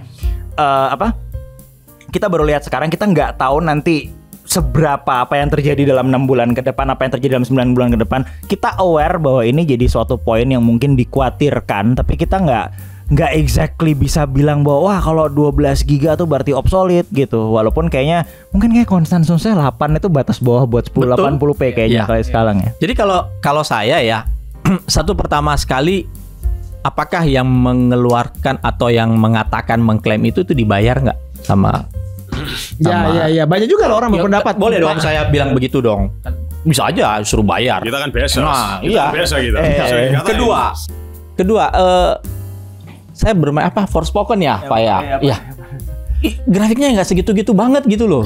Ridiculous gini kok katanya gede. Apaan? Ya, kayak open world itu gambarnya. Iya. Jadi nggak justify kayak ada sesuatu yang dipaksa sepaksa-paksa mungkin agar kelihatan ya gaming itu mau ke sini loh. Oh itu nggak salah juga. Yang salah adalah orang yang menerima informasi itu mentah-mentah. Baru berapa title sih? Iya. Yang kayak gini. Ingat dulu zamannya Physics. Oh iya. Sampai ada kart sendiri untuk Physics. Kartu sendiri. Dulu 500 jadi fisik loh. Dulu saya sama Hani malah sampai ini loh. Graphic cardnya AMD. Nvidia-nya buat fisik supaya ada fisik. Jadi kita ambil Gideon betul ya. Saya nggak melihat itu dari saya pribadi ya, karena saya ada di board ya antara reviewer sama penjual lah. Bakul lah ya. Saya ngelihat di sini sebenarnya message-nya lebih banyak ke marketing sebenarnya, supaya mendorong industri bukan industri sih, mendorong penjualan grafik card itu Naik Yang lagi. gede-gede yang butuh memori RAM Iya. besar itu bisa segera terjual daripada diem di gudang, betul Pak Coba ya mungkin bayangin ya sekarang 3060 boleh nyebutin gak sih 12 giga itu Nah, nggak apa-apa, lagi. nggak apa-apa. Nah, tiba-tiba lari. Iya. 3060 Ti. Tiba-tiba menduduki peringkat 1 kapan hari di Steam. Nah, itu adalah Nggak. marketing yang berjalan, Iya benar. sukses karena ada kebodohan dan ketololan orang-orang yang mau menerima itu dengan pure 100%. Iya, bahwa Udah adalah komoditas.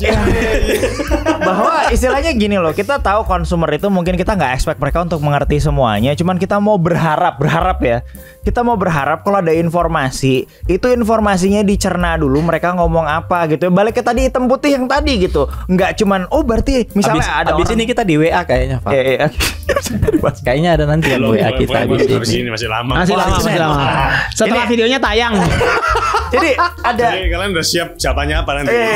kita udah janjian dulu jawabannya apa nanti. tiba-tiba ada yang bilang bahwa wah ini misalnya gini, saya ada kalimat yang lumayan panjang, wah video RAM 8 GB ini nampak tidak cukup untuk 5 titel game terbaru di tahun 2023, di resolusi mungkin 1440p sampai dengan 4K. Oh, informasi yang panjang ini dikompres sama orangnya, VRAM 8 GB tidak cukup. Iya. Ini mungkin sama seperti ini ya. Mereka nonton salah satu reviewer hardware unbox mungkin ya. Ini berawal dari Ya. situ mungkin Iya, kayaknya. tapi itu menarik. Yang ditangkap Maksudnya, separuh-separuh informasinya padahal Testingnya menarik. jelas loh ya itu informasinya harusnya kan ya. Yang jadi problem adalah gue nanya sama beberapa temen gue yang nonton video tersebut, hampir ya mereka awam sih, gue gak bisa nyalain mereka juga. Hampir mereka yang nanya, "Val, lu udah lihat nonton video ini belum?" Gue udah nonton videonya. Gue senang sekali sama bahan dan gue senang sekali bahan tersebut dilemparkan untuk awareness istilahnya. Gue senang sekali kalau ada reviewer ngerjain kayak gitu. Yang jadi problem adalah saat usernya terima setengah-setengah, message-nya nggak sampai, dan message yang tidak sampai dengan benar ini mudah sekali disebarkan orang-orang entah di komunitas sama Masuk di di mana. grup langsung dibagikan. Masuk di grup WhatsApp dan lain-lain dan Masalahnya begini, kalau ada taruhan maksudnya aku ngerti kan pakai Resident Evil 4 betul loh. pakai Ya, Resident kayak banyak deh dia pakai Yang remake. remake. Banyak Remake. dia pakai banyak banget. 30 70 atau 40 70 ya lupa gue. 30 70 sama 68. 68, Betul iya. ya? 68 Betul. 68 16 giga sama 37 Misal 370. grafiknya muncul 30 70 53 fps. Ya. 6800 69 fps. 53 fps nggak playable matamu. Iya. Ya Si- tapi itu good That's point whole sih, itu point, kan? good point sih. Actually PR ku sebagai reviewer VGA dulu tuh adalah nunjukin bahwa kita bisa nunjukin benda itu beda di graph. Yang sulit adalah kita mau nunjukin sama orang subjective difference in experience tuh kayak gimana, karena nilai experience itu susah sekali Iya gitu. karena susah. keterbatasan video. Ya. ada 60 fps video kita cuma nggak bisa nunjukin ini, dan banyak banget orang yang suka banget. Aduh kita suka tuh jangan pakai graph gitu, kita suka ditunjukin video biar kelihatan FPS-nya. Kamu nggak bisa lihat mulus apa enggak video YouTube kita 30 FPS. Mentok 60. Saya mau tulis 124 Ya. di situ after bener Riva Tuner RTSS menunjukkan 120, kamu nggak lihat mulusnya apa enggak gitu. Iya. Karena itu video 30 FPS. Bagus kalau 60. Kan angkanya kak, yang penting kan angka. Yang penting angka, Panas juga ya. juga Iya, angka. iya, Itu iya, mati juga ada iya, masalah iya, itu. Ada tahu Baik. juga. Tapi itu ya. Jadi kalau soal VRAM ini adalah sesuatu yang kayaknya gue berharap ini banyak dites supaya kita makin tahu oh ada apa sih. Misalnya ada game tertentu yang misalnya alokasinya segitu sakitnya. Alokasi segitu sakitnya tuh make sense nggak? Maksudnya istilahnya visual quality-nya Kualitasnya, membayar nggak? Gambarnya lah paling nggak. Misalnya kayak waktu kontrol keluar dengan ray tracingnya, itu semua event apa 2060 yang waktu dibilang jadi RT for everyone gitu, itu bisa jalan setengah slideshow gitu kalau nggak pakai DLSS. Tapi Oh, iya, saat betul, itu iya. RT-nya kontrol bahkan sampai hari ini kayak itu masih jadi salah satu yang Cyberpunk Overdrive juga sama. Iya, betul. Jadi masih jadi salah satu yang menunjukkan kalau ini worth it gitu. Cyberpunk RT Overdrive yang kemarin, gue pernah sempat mencoba ngeblind test orang-orang, gue lupa kayak grup siapa ya? Grup GeForce Indonesia kalau nggak salah. Gue sempat Ya, mencoba ya, ya, mereka betul, yang blind test. posting. Ya. Dan mereka sempat ada yang salah untuk bilang ini ada saat yang mereka tunjuk itu bukan RT Overdrive loh, itu raster. Raster sama RT Bukan Overdrive RT, tuh. kan? Ya yang kamu floorkan ke grup itu kan, Mampus. gambar kan. Soalnya mungkin mereka juga apa ya, maksudnya membedakan itu pun juga kalau menurut saya kalau cuma masuk di sosial media memang agak sulit ya. Dan to be fair itu cuma screenshot ya bukan video, jadi Betul. lebih kayak gitu. Ya itu kan harusnya lebih mudah dibedakan. Ya, kalau cuman gambar mati. istilah gini, katakanlah mungkin kalau itu video mereka bisa lihat certain lighting di certain spot gitu. Cuman anyway, yang jadi poinnya di sini adalah saat ada sebuah aplikasi dia minta resource yang segitu gedenya, mau itu video RAM, mau itu RT units gitu, atau mau itu kapabilitas yang lain, dan istilahnya experience yang gak justify resource yang di-spend buat itu, agak sulit untuk bilang bahwa ini dilakukan atas nama memajukan teknologi gitu. Ini lebih ke arah kayak mau show off something gitu. Yang zaman dulu biasanya show offnya dikerjakan di 3D Mark, walaupun kelihatannya sekarang ya banyak game-game yang mungkin istilah visual quality-nya jauh di atas 3D Mark kayak gitu. Ya berarti intinya 8 GB sebenarnya masih cukup aja, tergantung. Ya, ini butuh testing sih, ini butuh testing. Dan memang juga masih butuh data lebih lanjut kayaknya mungkin ya. Dan itu judulnya kalau udah ada tren kayak begini, yang kita butuhkan adalah ini sudah ada awareness. Kan kita berharap banyak reviewer yang testing. Begitu banyak reviewer yang testing over 6 bulan ke depan gitu misalnya, atau berapa bulan ke depan, yang kita dapatkan lebih banyak data gitu. Yang jadi problem adalah berdasarkan sebuah awareness ini yang dibuat di waktu ini, misalnya say April atau Maret 2023 ya, Maret sampai April ini lah ya. Maret sampai April 2023 ini. Tuh semua orang itu pengen jawaban konklusif. Saya pengen tahu 8 GB tuh cukup apa enggak. Ya kayak beginian butuh waktu testing sih. Nah, Sementara monitornya baru 24 inci Full HD. Mana itu yang mau ngomong. Playable itu kan asumsi. Iya benar-benar. Kamu main pakai resolusi berapa, detail apa, selesai. Iya gitu. Nah, kalau kamu udah ngomong playable, tapi kamu nggak ngomong kamu pakai display waktu apa ya? Iya. Gimana membuktikan gitu loh? Iya. Dan aku punya something yang mungkin bukan saran ya. Ini sesuatu yang mungkin dianggap kontroversial bagi orang yang istilahnya performance itu segala-galanya gitu. Ada beberapa game yang mungkin mari kita generalisasi buat tekstur quality itu yang salah satu yang paling banyak makan VRAM gitu. Ada beberapa game saat kita mainkan di resolusi tertentu, saya 1440 bukan mentok kanan 4K gitu ya, di 1440p atau 1080p, tekstur quality antara high sama ultranya, di mana high-nya itu alokasi memorinya mungkin jauh di bawah 8 GB, masih 6 GB or something, dengan ultranya itu bisa makan jauh di atas 8 GB.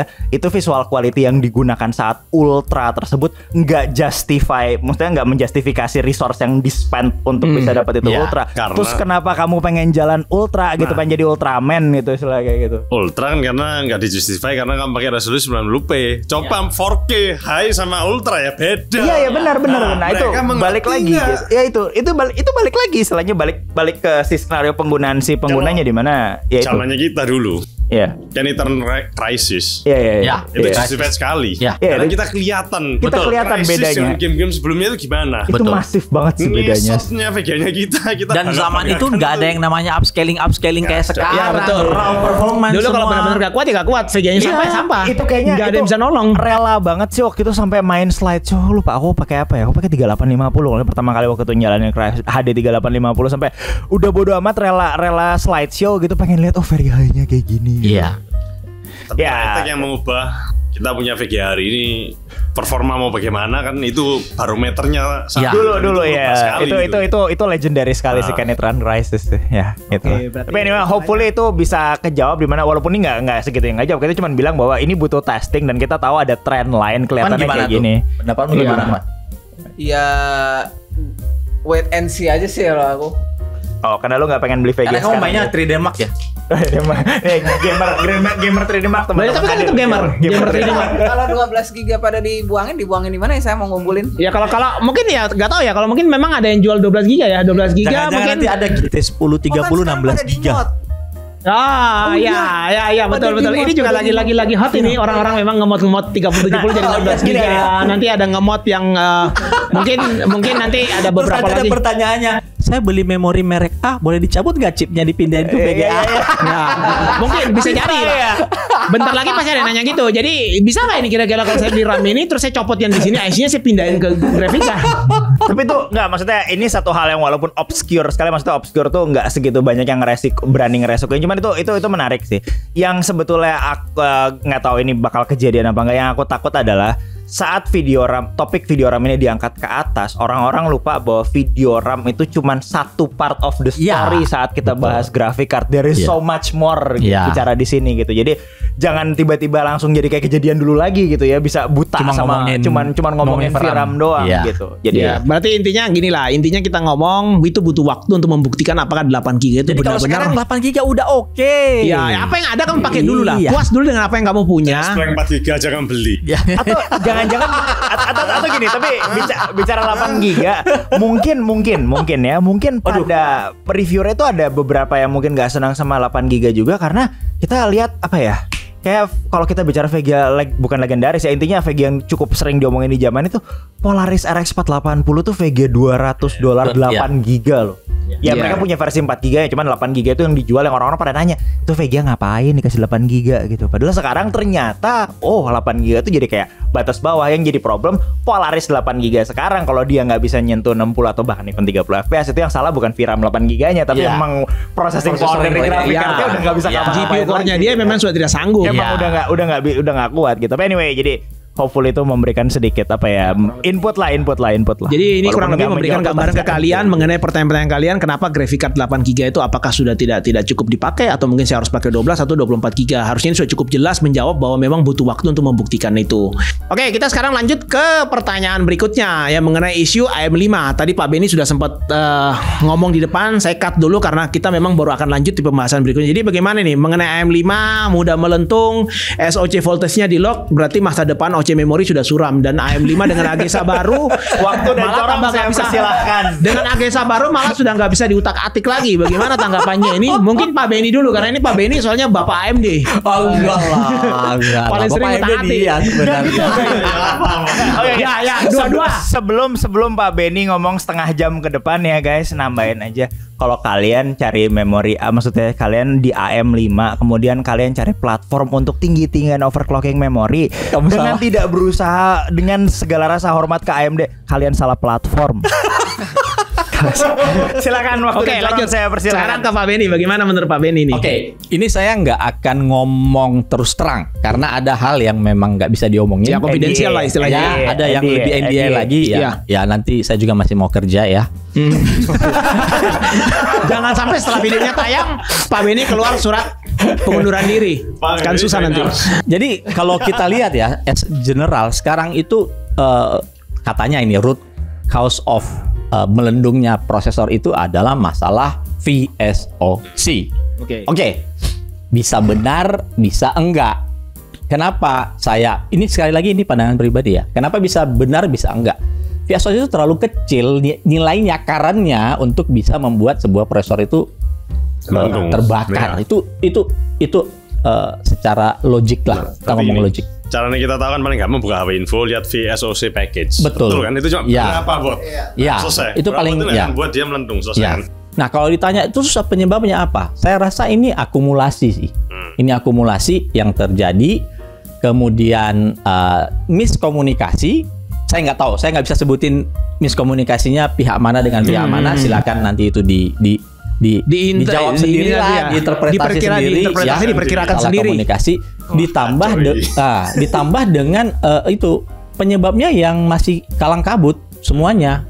Penyebab pertamanya juga itu kalang kabut. Lalu ada satu media yang melakukan deliberate ya, dengan secara sengaja berusaha mematikan itu. Itu beda dengan aplikasi yang kita pakai harian. Saya sudah coba 7950 X3D, 7800 X3D atau yang lain-lain, dan saat ini masih ada 3 atau 4 prosesor yang lagi kita coba saat ini. Itu nggak kejadian tuh.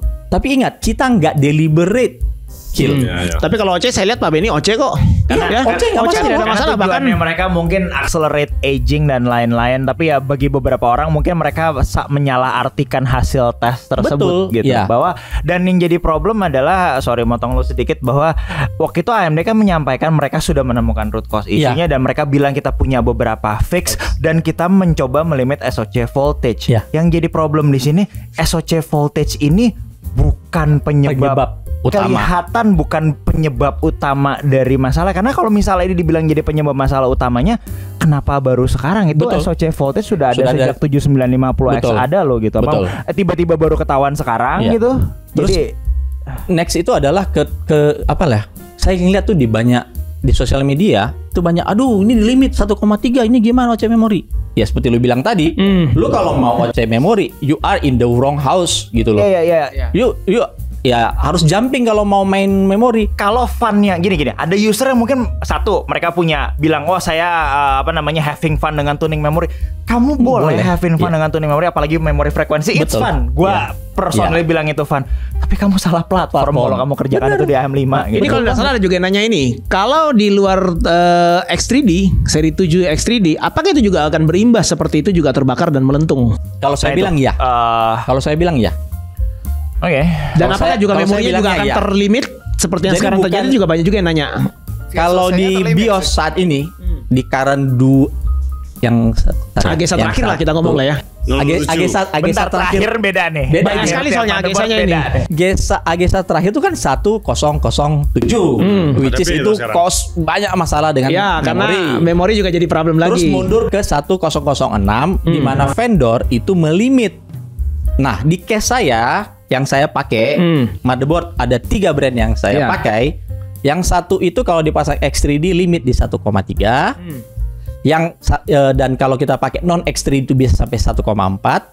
Yang dua ini di limit semuanya di 1,3. Itu AG saya yang sama. AG saya yang sama 1006 karena yang 3 brand ini yang satu saya nggak mau pakai 1007-nya. Oke. You know lah siapa yang udah keluarin 1007. Iya. Tahu Om, spill dong. Nah, ini kan sudah berbeda. Artinya gini, Iya. solusinya itu nggak one direction. Iya. Iya. Semuanya itu punya Karena privilege. semuanya masih kemungkinan. Iya, semua kemungkinan. Dan memang area kayak gini tuh area yang kita mau bilang ini kompleks dan iya. dan problemnya tuh nggak cuman satu. Cuman orang-orang tuh pengen pengen punya satu kambing hitam gitu. Betul. Kalau ada SOC voltage yang jadi kambing hitam tuh ke sana, ya udah limit itu aja maka saya lega Iya, gitu. iya. Ya ini mungkin jadi pertanyaan besar lagi sebenarnya ini. Dukun kan? Hah? Dukun kan percaya visualisasi di limit. Oke, Nah, habis Pondo kalau yakin. kalau kita ngomong nih sekarang, tuh saya boleh beli nggak AM5? Nah, Ya itu beli pertanyaan banyak. aja.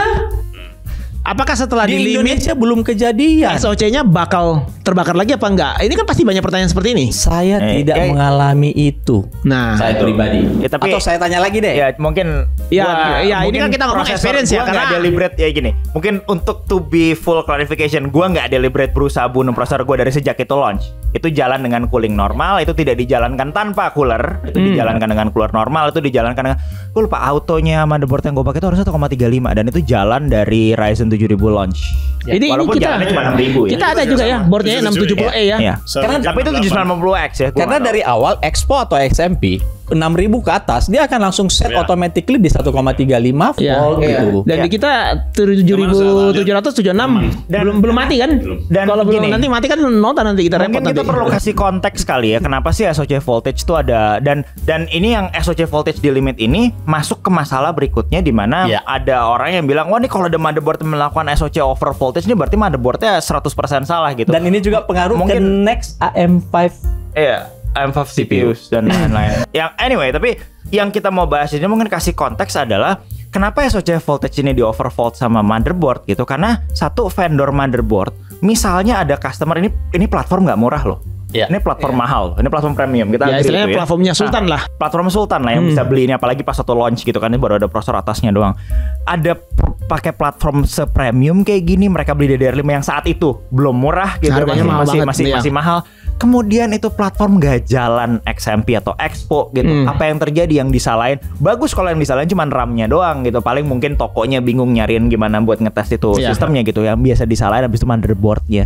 Jadi ada beberapa motherboard vendor yang merasa oke, karena memory controllernya menurut kami agak sedikit problematik, mereka butuh bantuan. Marilah Ya. bantuan tersebut berupa SOC voltage yang biasanya punya korelasi dengan peningkatan istilahnya kestabilan di memory controller. Dan yang jadi problem ini juga compatibility. Dan ini juga gacha. Ya. Ada CPU yang mungkin 1,15 aja 6000 jalan gitu. Betul. Dan motherboard vendor kan nggak bisa bilang ini kamu CPU-nya 1,5 1,15 pasti jalan Dan gitu. XMP tuh nggak ngatur VS SoC. Dan XMP dan Expo tidak Ya. ngatur SoC.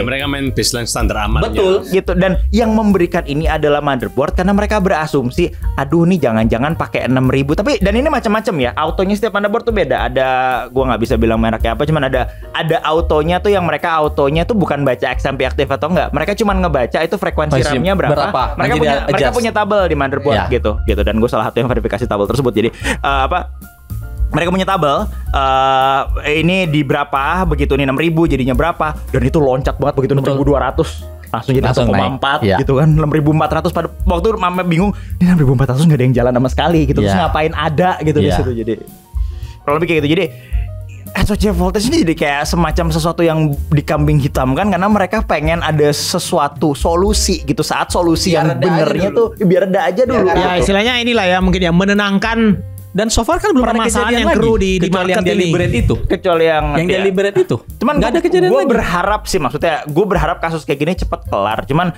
bukan berarti kita pengen ini cepet kelar tuh semuanya nyari kambing hitam judulnya. Itu bukan cara kita mencari solusi. Itu lebih banyak kita cari bagaimana cara kita memperparah masalah gitu kan. Dan yang jadi problem adalah saat terjadi problemnya masalah kayak begini yang semua orang mungkin semua orang jadi takut gitu. Banyak orang yang pengen masuk ke diskusi ini simply mereka pengen dramanya gitu. Ya. digoreng lah istilahnya. Mereka nggak pengen bener-bener mencoba memberikan solusi gitu. Yang mereka lakukan adalah saya mau dompleng data orang lain kemudian saya pengen ikutan drama gitu. Dan itu berbahaya sekali. Hopefully nggak ada, cuman ya nggak tahu. Ya jadi harusnya ini sudah cukup inilah ya, cukup jelas lah ya informasinya. Jadi mungkin kalau yang masih ragu-ragu ya sebenarnya dari pengalamannya Pak Benny terus pengalamannya Alfa sendiri juga dan kita sendiri pun juga pakai yang platform AM5 di sini juga belum ada itu kasusnya terbakar. Jadi ya mudah-mudahan jangan sampai terbakar lah ya. Kalau nggak nota rugi juga kita nanti harus bayar lagi. Gini, misalnya tuh be fair, misalnya gue kebakar gitu, gue kebakar dan tahu hasilnya itu worth it sekali gitu, misalnya kebakar dan bisa tahu hasil atau at least punya indikasi ini kenapa. Iya gitu. karena apa penyebabnya kan? Ya gitu. Jadi ya kita belum, hopefully jangan, cuman anyway kita belum ketemu hasil yang kayak begini sayangnya. Jadi hopefully tidak kejadian. Soalnya kalau kita nemu itu view kita langsung naik loh. Oh iya, apalagi kalau bisa langsung ngasih kesimpulan pasti ya. Wow, langsung AM5 meledak. dewanya AM5. Oke, kita sekarang lanjut ini ke pertanyaan berikutnya. Ini kan masih berhubungan dengan AMD ini. Dengan tentang ini demamnya gaming handheld. Wah, ini ada barang barusan dirilis lah ya. Ada ROG Disclaimer belum jadi punya saya. ya kan? Kita nggak ngomongin lah. Ya, tapi kan sudah dirilis di pasar ketika kita video ini kita shoot ya. Disclaimer saya pengen tapi belum bisa beli. Nah, itu. Jadi kira-kira dulu boleh. Dipinjam dulu boleh. Kira-kira ini kalau menurut kalian di sini, apakah gaming handheld ini akan menjadi tren ke depan atau hanya menjadi sebuah demam sesaat? Karena kelihatannya pada keluarin handheld, terutama apalagi si Asus ikut join the game lah ya. Kita tanya gini loh maksudnya ke Pak Benny, ke Alfa, ke Ivan. Kira-kira handheld gaming ini kalau ada, Secara simpel lah ya menurut kalian. kalian pakai apa enggak, membantu apa tidak? Ini yang jadi problem pas kita mau jawab duluan di sini, sepunya handheld tuh mereka loh sebetulnya. Jadi harusnya mereka. Kita udah tahu jawabannya. Makanya kita tanya ke kalian. Kita ngomong dari sudut pandang reviewer yang berbeda. Dan kita belum boleh, dan gue belum boleh bilang kalau udah nyoba Ally gitu. Ya Nggak sengaja ngomong. Nggak sengaja ngomong anyway. Jadi yaudah kalau boleh mulai dulu. Satu, ini gaming handheld ini bukan yang pertama. Ya. Ya udah lama sekali sebenarnya malah. Bahkan mungkin kita perlu kasih konteks bahwa bahkan sebelum Steam Deck kayaknya bikin heboh, yang benar-benar jadi produk yang kayak working. Orang dan melihat, orang suka, sadar. orang suka dan sadar, dan orang Indonesia pada baper saya nggak bisa beli Dan gitu. sulit memilikinya, dan sulit memilikinya gitu karena istilahnya oke, ini ada sebuah konsep yang working dan harusnya kalau kita bicara sebelum Steam Deck tuh banyak banget yang lain. Banyak, ada GPD, Win, terus Aya Neo yang ada apa ya? Aya Neo, Nah, terus Banyak sekali. Nah, kalau kita bicara gaming handheld ya, mungkin teman-teman yang nggak tahu gaming handheld tuh kayak gimana. Nah, itu tuh kayak gitu ini tuh, punyanya tunjukin. Kohani, nggak tahu dijual berapa. Anyway, Invoice. Waduh. Dipinjam dulu nggak apa-apa. Jadi saya di sini sebetulnya dibayar handheld gitu. Jadi besok nanti ada yang kontak kita, Pak. Bisa nggak join ke podcastnya Ars ini? Tolong undang saya. dibayar handheld. Anyway, ini kalau kita bicara gaming handheld, ini dan dari ditinjau dari sudut pandang computing device ya, ini tuh tantangannya luar biasa banyak. Satu, mereka bentuk fisiknya harus kecil kayak begini, yang berarti untuk dia sukses untuk memenuhi istilahnya kebutuhannya dia sebagai alat gaming gitu, dia harus punya sesuatu yang powerful sekali dan power efficient. Ini setengah mati men, karena kalau kita bicara teknologi dari SoC atau CPU beberapa generasi belakang, kita belum lihat ada yang menyajikan sepowerful itu sampai kayak Steam Deck yang bilang bahwa hey kita punya custom CPU custom APU dengan RDNA 2 dan dikasih bandwidth memori tumpah atas nama LPDDR 5500 kayak 5500 kalau nggak salah. Terus udah kayak gitu, akhirnya kok ini kelihatan working gitu, power efisiensinya dapat. Karena memang device sebelum generasinya Steam Deck nggak kelihatan punya profile seperti Steam Deck gitu, baik dari memory bandwidth, baik dari compute horsepower yang ditawarkan SoC-nya. Sampai sekarang kita ketemu lagi tadi yang dibahas sama si ROG Ally, dan walaupun gua nggak bisa bahas detailnya dulu sekarang, cuman itu Z1 Extreme sih powerful sekali. Itu Z1 Extreme misalnya kalau kita bicara per watt, karena kenapa kita butuh per watt, karena ya dia harus jalan di bentuk device yang kayak begini. Iya itu. Untuk 15 watt saat dia ya sebetulnya nggak 15 itu sempat boost ke 20 dikit. But anyway, kita mau asumsikan dia jalan di default mode di 15 watt. Itu mungkin prosesor yang performance per wattnya salah satu paling tinggi saat ini. Jadi 940 ya. Ya jadi dan istilahnya kalau kita bicara ini mulai demam gaming handheld, dan ini kayaknya sejalan dengan pengembangan SoC punya AMD yang satu yang Z1 tadi. Phoenix satu lagi. Phoenix sama Phoenix apa 7840. Dan ini menunjukkan bahwa AMD ini akhirnya punya sesuatu yang bisa dipamerin, di mana dipamerinnya dari segi power efisiensi. Kalau kita bicara desktop nggak segitunya peduli power efisiensi. VGA kartu 400 watt aja lah. Listrik kita udah kapus. Ditancap listrik bisa ditaruh di casing gede gitu. Mau dikasih VGA 600 watt ya hayup gitu. Hayo diajar. Jadi sedangkan di device kayak gini nggak bisa. Dan demam gaming handheld yang mulai sekarang karena misalnya ROG Ally itu kemana, siapa sih yang masukin pakai 7840 tuh namanya apa? Auxui itu dia kurang lebih sama seperti One X Player sih itu kayaknya. Nah ini sebetulnya happy sekali karena device ini kalau kita bicara dari sisi CPU itu kenceng sekali. Sampai kemarin pas nyobain ROG Ally itu berharap itu kalau masuk laptop lucu sih. Iya bukan maksudnya kalau itu beneran masuk laptop dan cuman dinilai dari SoC-nya aja itu super powerful sih kelihatannya untuk per watt ya, super powerful per watt gitu. Jadi satu happy-nya dengan gaming handheld kayak gini, ini kayaknya ngasih highlight bahwa ada produk yang se-efisien itu, ada produk yang se-efisien itu dan ternyata sekarang udah efisien, dia juga powerful gitu. Gua nggak tahu dibandingkan M1 atau M2-nya Apple sih, belum kelihatan data ke sana. Cuman ya anyway, jadi kalau yang jadi pertanyaan berikutnya, apakah ini akan jadi standar? Itu yang aku nggak tahu sih. Aku sebetulnya berharap ini menarik ya, ini form factor yang menarik, dan seandainya ini misalnya habis itu bisa disulap jadi PC pakai dock lah, pakai external display. Sudah ada harusnya ya. Ini kan dia ada docking, datang udah dengan docking apa segala. Ada docking segala macam. Mungkin itu bisa dijadikan alternatif. Tapi ya to be fair, melihat harga yang ditawarkan buat mereka, misalnya itu cuman mau dijadiin PC aja ya nggak segitunya optimal ya. Apalagi ada orang yang mungkin sempat mikir, aduh, dan masih agak ribet. Kenapa dengan tidak berusaha menyalakan Windows, tapi gue tidak melihat Windows itu, misalnya kemarin ada sempat bikin ide lucu banget di DM. Mereka bilang itu kalau ROG Ally itu handheld kayak gitu monitor dipakai buat ngedit gimana ya? Sejujurnya tidak menyenangkan. Yang bener aja. Karena kecil banget. Ngedit di monitor segitu. Karena kecil banget gitu. Minusnya langsung nambah.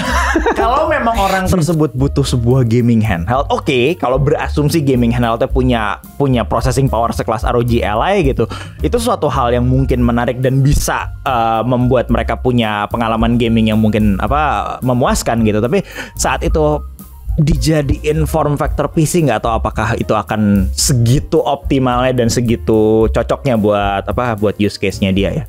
Kalau diharapkan apakah ini jadi form factor yang baru dan ini membuat banyak orang jadi bikin device yang mirip dan berlomba-lomba bikin handheld atau bahkan mungkin orang semua pada pakai barang ini, bikin sebuah standar sebuah handheld, tertarik sih. Tertarik, maksudnya kalau itu seandainya jadi kenyataan sih happy gitu. Walaupun kalau disuruh ngepredik apakah ini bakal jadi demam saat, enggak. Cuman sekarang ternyata sudah ada SoC atau APU yang ternyata punya horsepower atau processing power cukup untuk melakukan hal tersebut dengan masih efisien banget. Ya. Tapi Pertanyaannya sejarahnya handheld gini kayak dulu lah, PS Vita. PSP, PS Vita, Ya. Game Boy, apalah itu. Itu dulu Itu masih one-off semua konsol dulu. Konsol ya. ya Switch Jadi- juga hari ini kan Iya. juga kurang lebih formatnya sama. Switch. Ini kan Sekarang ada- tinggal fleksibilitas Windows dengan Steam-nya dengan gamenya sekarang sudah tidak ada yang eksklusif ya. Ya. Akan sampai di mana ini saturated dan akan ini menumbuhkan ekosistemnya atau malah Mengambil jadi ekosistem yang sudah ada. pedang ekosistem Jadi predator. Jadi ekosistem makanin sendiri apa ya? gitu. Makanin bukan laptop ya. Makanin istilahnya ada beberapa sistem gaming Mungkin murah gua nggak tahu vendor-vendor deh. yang lain juga ya akan Sebenarnya udah kelihatan dari- Kemungkinan nyemplung, ikut nyemplung. Udah kelihatan dari cara ininya, deliver reviewnya. Deliver reviewnya udah sama dengan membandingkan PC. Iya. Itu dari stylenya itu sudah ada. Iya. Tapi kalau kita bilang ini akan menjadi sebuah apa ya? Orang mau Alternatif punya gitu. alternatif. Iya, Bukan keren. alternatif juga akan Bakal menjadi beli. satu yang ini. Itu kembali lagi ke adaptasi konsumen sih. Iya. Itu iya. paling penting, adaptasi konsumen. Kalau ini banjir, kemudian harga jadi kompetitif, sekarang kan hitungannya premium lah ya. Iya, premium. Sorry Pak. LA itu kompetitif loh. Amat sangat kompetitif sekali. 700 US.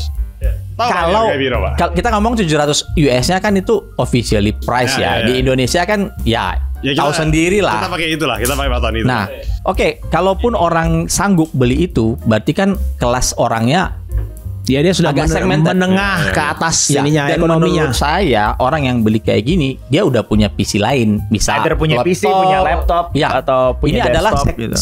third choice, Ya, istilahnya ya, level inilah. ketiga choice saat ini. Ya. Tetapi kan kita tahu sendiri orang kita tuh punya ekspektasi tinggi sekali untuk sesuatu hal yang baru.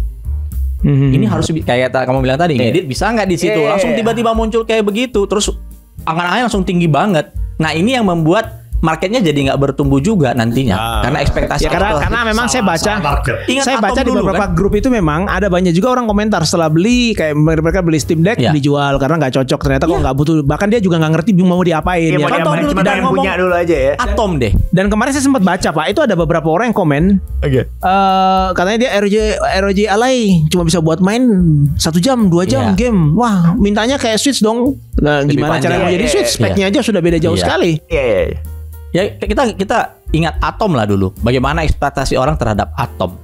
Sebuah Iya. produk yang memang tujuannya atas nama efisiensi dan Betul. power saving gitu Iya. kan. Tapi ekspektasi orang kan terlalu tinggi. Orang nggak tahu gitu. Ya udah nih ini laptop, mari Iya. kita gunakan buat kerja Betul. gitu. Kemudian itu tidak memenuhi Memenuhi ekspektasi mereka ekspektasinya. gitu. Loh, tapi brand yang sama yang mengeluarkan ROG Ally dulu Atom digabung sama GeForce loh. Lamborghini. Iya. Waduh. Oke, berarti ini kalau kita ngomong handheld inilah ya. Ini mungkin ke depan mungkin bisa jadi tren, tapi juga Ya, tergantung Mungkin jadi banyak, hanya Jadi banyak, berapa betul. lama dia butuh waktu. hidupnya. Karena sekarang kita punya Dan akan sebuah ada yang baru terus gitu ya, Iya. terjaga nggak tahu. karena dulu kan misalnya mari kita berasumsi yang jadi penghambat handheld ini adalah power efficiency dan performance gitu. Jadi performance per watt gitu serta ya. duit paling penting Yang lah. sama duit. Nah, Pak. Itu dari segi kita teknikal, Pak. oke. Tapi kalau dari orang awam mereka nggak mikir efisiensi itu. Iya. Main mau berapa lama? Iya, aku mau main Ya, bola. yang mereka pikirkan itu berapa lama saya bisa main ini di compare dengan Switch. Itu yang tadi sering- kategorinya. Ini kategori PC bukan konsol. Si. Konsol kamu bisa pakai lama. Haha. Ya toh, tapi ini udah masuk kategori PC, laptop lah. Bisa Iya, iya, bisa iya, iya. hampir mirip seperti itu. Lah, aku melihatnya sih kenapa ini ada ya. Ini untuk lebih ke arah itu. Jadi kamu beli PC kemahalan, ya pakai ini biar buat gaming. Cuma Oke. mungkin harganya sekarang nggak bisa Kalau sudah banyak yang buat mungkin harganya akan turun gitu. Ya kalau dengan harga sekarang sih kayaknya mungkin orang nggak bisa menerima itu masih karena apa? Mereka pasti akan ngomong masih ada PS4. Tapi Ella itu benar-benar Masih ada hancur Switch? pasaran loh itu. Iya tapi benar sih itu kaget pas waktu diumumin expected price-nya berapa sih. Jadi kita nggak tahu bahwa Z1 X bisa dijual ngomong gitu. jelas lah, itu 15 juta Pak. Iya. FI-nya ya Pak ya. Kayak Neo ini yang paling mewah ini 25 juta Pak. Itu sel-selan 12 juta Pak, sel-selan. Nggak sel-selan 20 juta Ya 20 Pak. jutaan juga. Ya berarti paling nggak inilah dengan munculnya ROG Ally ini menggerakkan harga handheld ini turun cukup jauh daripada yang ada hari ini.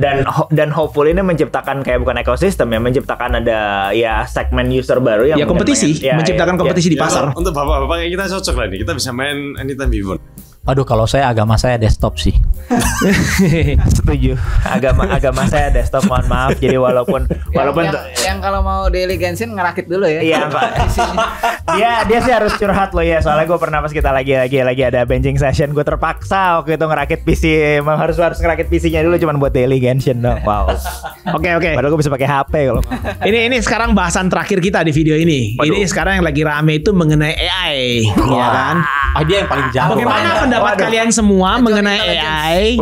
Apakah AI ini akan membantu orang-orang atau justru malah AI ini membuat orang merugikan orang-orang dengan ini ya? Kalau yang ada di gambar kepala saya itu apa? Membuat orang jadi males, membuat orang tidak mau usaha.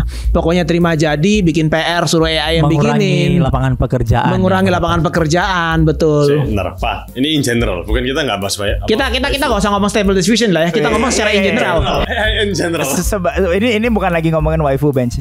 Ya. Secara general lah, menurut kalian AI ini apa sih, membantu apa malah merugikan? Itu Mungkin yang di luar AI lu apa lu mau ngomong AI OC bu? Ya itu boleh. Hal-hal seperti itu boleh masuk. Karena itu masih AI. Berhubungan dengan komponen boleh, karena itu masih AI. Gimana menurut kalian? Apakah profesi OC akan hilang ke depannya ini? Sudah ada dari dulu berarti. Gimana? Siapa yang mau mulai dulu? Ini silakan. Ini topiknya berat loh. Ini serius lebih berat. Gak gampang ini topiknya. Siapa mau mulai? Untuk masalah merugikan itu kemarin ada berita kalau nggak salah Samsung ya. Samsung bocor kecolongan 3 kali. Ada orang dalamnya meminta tolong chat GPT untuk yang source code ya? Iya, ada yang source code dan di copy paste notulen meeting internal. Oke. Sekarang di apa? Nggak boleh diakses sekarang. Itu nggak tahu. Itu keterlaluan sih kalau bikin notulen. Urusan kantor sampai di chat GPT itu bener-bener keterlaluan karena istilahnya kamu ngasih informasi perusahaan ke perusahaan lain kan ini kan? Ya, karena apapun yang kamu chat itu jadi bahan trainingnya. Itu kan disimpan, maksud trainingnya dia. Smart ya. Ya smart sih dia, smart move. Sebenarnya kalau AI itu jadi smart atau tidak tergantung penggunaannya sih. Sama yang dibutuhkan dari itu apa? Menolong atau tidak menolong ya bisa jadi dua sisi mata uang. Bisa menolong yang satu tapi menjadi musibah bagi yang lain. Ya, kalau Samsung kan menolong ya. Pak. Samsung ya. Tetapi yang perusahaannya anak buahnya tertolong. Tetapi abis itu dipecat plot kan. Ya. Tapi tertolong pekerjaannya maksudnya. Plot twistnya adalah kalau AI ini nanti banyak diadopsi, ya yang akan muncul dan market baru ya anti AI. Bagaimana itu dibuat supaya menghalangi AI ini bisa. Ya lebih tepatnya ikut terpecat Pak karena munculnya AI ini. Itu akan menjadi anti AI pasti. Ya, maksud saya itu anti AI secara industri loh. Jadi mereka mengembangkan ini AI ini misalnya ada orang merasakan bahwa ini tidak membuat hal yang positif untuk apa yang dia kerjakan, yang related dengan pekerjaannya atau bisnisnya dia atau apapun lah itu. Ya, dia akan mencari solusi anti AI-nya kayak apa setelah ini ada. Menurut saya seperti itu, tapi karena terlalu dan AI itu bisa diartikan berbagai macam hal loh sama orang. Contoh tadi AIoT. Ya, AIoT. Apakah itu beneran itu AI? kelihatan intelijen, tapi itu nggak exact. Gini. Kalau semua orang sekarang punya definisi AI masing-masing dan semua produk bakal dikasih nama AI untuk the next 5 years. Walaupun itu sebenarnya hanya ini ya coding. Itu AI. Itu AI gitu. Padahal cuma coding simple ya. Jadi gini loh, kita bicara AIoT. Ini total full disclaimer, gue sangat menghargai fiturnya. Cuman yang jadi problem misalnya kita mau mendefinisikan AI dengan sesuatu yang executing atau inferencing dari sebuah neural network.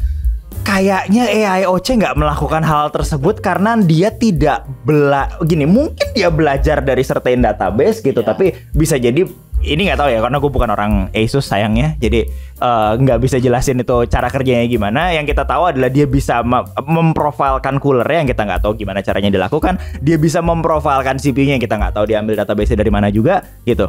Tapi kalau ini tujuannya mirip kayak ya contoh paling gampang stable diffusion di mana kita inferencing dari sebuah model atau kita generate dari sebuah model, kelihatannya AI overclocking melakukan hal yang sangat jauh berbeda dari situ. Kalau yang itu yang foto titik putih jadi permukaan bulan tuh AI nggak?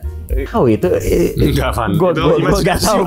Gue totally gak tahu itu foto. Ya kecuali gini Pak ya, waktu prosesor dipasang, ketika kita lagi setting di BIOS, otomatis terkonek internet. dia baca data prosesor semua orang-orang yang pakai itu dibaca sama dia. Terus ternyata prosesornya punya ini gitu, punya apa namanya, punya parameter tertentu yang dia bisa baca. Dia dilaporkan ke board itu mengirim database-nya. Tersebut, mereka memprediksi atas nama parameter ini berarti prosesor ini likely untuk jalan sekian. Ya kita nggak tahu. Itu belum, nggak tahu deh itu beneran udah ada apa belum apa sekarang. Kayaknya AI overclocking nggak connect, AOC-nya nggak connect ke internet. Ya kayaknya based on inilah database yang diinputkan di BIOS-nya mungkin ya ketika atau gimana, bisa dari VID sih. Bisa dari VID. Ya bisa jadi juga cuma parameter. VID kan pasti. What if else lah udah gitu. Tapi anyway, kita bicara soal di luar hardware kita ngomong di luar hardware, kita balik lagi ke apa namanya topik soal AI ini. Ini adalah topik yang mungkin gue sendiri sangat tertarik, luar biasa tertarik, dan berharap untuk dalam beberapa tahun ke depan akan serius di bidang ini, dan hopefully niat ya tahun ini semua kuliah soal ini kalau dapat dan kalau masuk, kalau kepala juga sanggup buat ngikutin hal kayak gini. Tapi anyway, ini disclaimer dulu sebelum misalnya aku ngomongin apapun soal AI. Kalau AI itu sebuah samudra, gue tuh baru ada di pantai, baru becek kakinya. Jadi ini masih di depan banget. Kalau kita bicara tanggapan soal AI ini, kita udah sampai satu poin pertama mungkin yang dimana kita memprediksi bahwa AI ini akan jadi seperti kayak internet di tahun 90-an akhir lah, 98 apa 2000. Kita tahu ini ada gunanya, kita tahu this is useful, kita bisa browsing something gitu kan, internet zaman dulu gitu. Tapi kita belum tahu di tahun 2000-an itu, dimana mungkin kita masih pakai Telkomnet dan lain-lain, bahwa internet itu akan jadi sesuatu yang segitunya masif sampai hari ini, dan nggak ketemu bahasanya, tapi istilahnya apa ya? Jadi membuat kita kadang-kadang hidup nggak pakai internet tuh nggak kebayang gitu, sampai mungkin anak-anak zaman now bisa bingung, tergantung dengan internet. Tahun 2000 kamu bisa ya hidup nggak pakai internet gitu. Sekarang tuh internet mati di handphone aja rasanya, aduh kok gue nggak punya internet ya gitu, ntar WhatsApp gue kapan masuknya gitu. Tahun 2000 kita mau internet nyalain di modem dulu, dial up dulu gitu, telepon rumah mati dulu gitu. Tuh tua banget ya gue. 0809 89 4 kali. Dulu aku malah pakainya masih ini loh. Masih BBS dulu. BBS. Dulu aku pakai masih BBS. Jadi masih kalau di Surabaya itu koneknya ke BBS-nya Komputek. Betul. Ya, pasti juga banyak kalian udah nggak tahu Komputek itu apa ya kan? Jadi intinya kita tahu ini kita tahu ini ada gunanya. Tapi ini kita betul-betul baru di sebuah poin di mana kita ini mungkin bakal mengubah segalanya dalam 5 apa 10 tahun ke depan. Tapi ya ini udah sampai, dan sejatinya dengan sebuah teknologi baru juga banyak sekali yang teknologi itu nggak gini, teknologinya aja kita nggak bisa bilang baik atau buruk, tapi bagaimana dia dimanfaatkan itu yang bisa menentukan dia baik atau buruk. Ya kayak contohnya misalnya yang cukup dekat dalam 2 bulan terakhir, VGA gitu. Di VGA. Iya, kalau dipakai mining atau dipakai gamer gitu. Dibahas. Bisa AI-nya ada ya. Bagi gamer mining itu jahat. Iya. Bagi gamer itu jahat. Gamer itu jahat. Gak salah guys. Kiasannya Ivan ini luar biasa. Itu perdebatan kayak ular makan ekornya. Gak selesai itu. Dan itu yang jadi problem saat kita mau ngomong AI soal baik dan buruk. Kita mungkin harus lihat dulu dari the bigger picture-nya adalah ini adalah teknologi yang niatnya dibikin untuk membantu manusia, untuk membantu teknologi itu jadi menghasilkan sebuah fungsi yang mungkin tadinya kita tidak harapkan ada gitu. Jadi istilahnya mungkin kita akan ketemu personal assistant kita nanti dengan istilahnya kayak let's say komputer udah segitu advance 10 tahun ke depan sehingga kita bisa punya chat GPT locally gitu, nggak usah connect ke internet, dan locally-nya tuh jalan di handphone misalnya kayak gitu. Bentuk hayalan dan impian sih. Tier list pakai AI. Tier list pakai. Iya, persatu Pak. Tolong cariin PSU yang masuk kategori ada ini udah lulus tes ini, tariin ya. Apa keluar nanti listnya semua. Dia nyariin.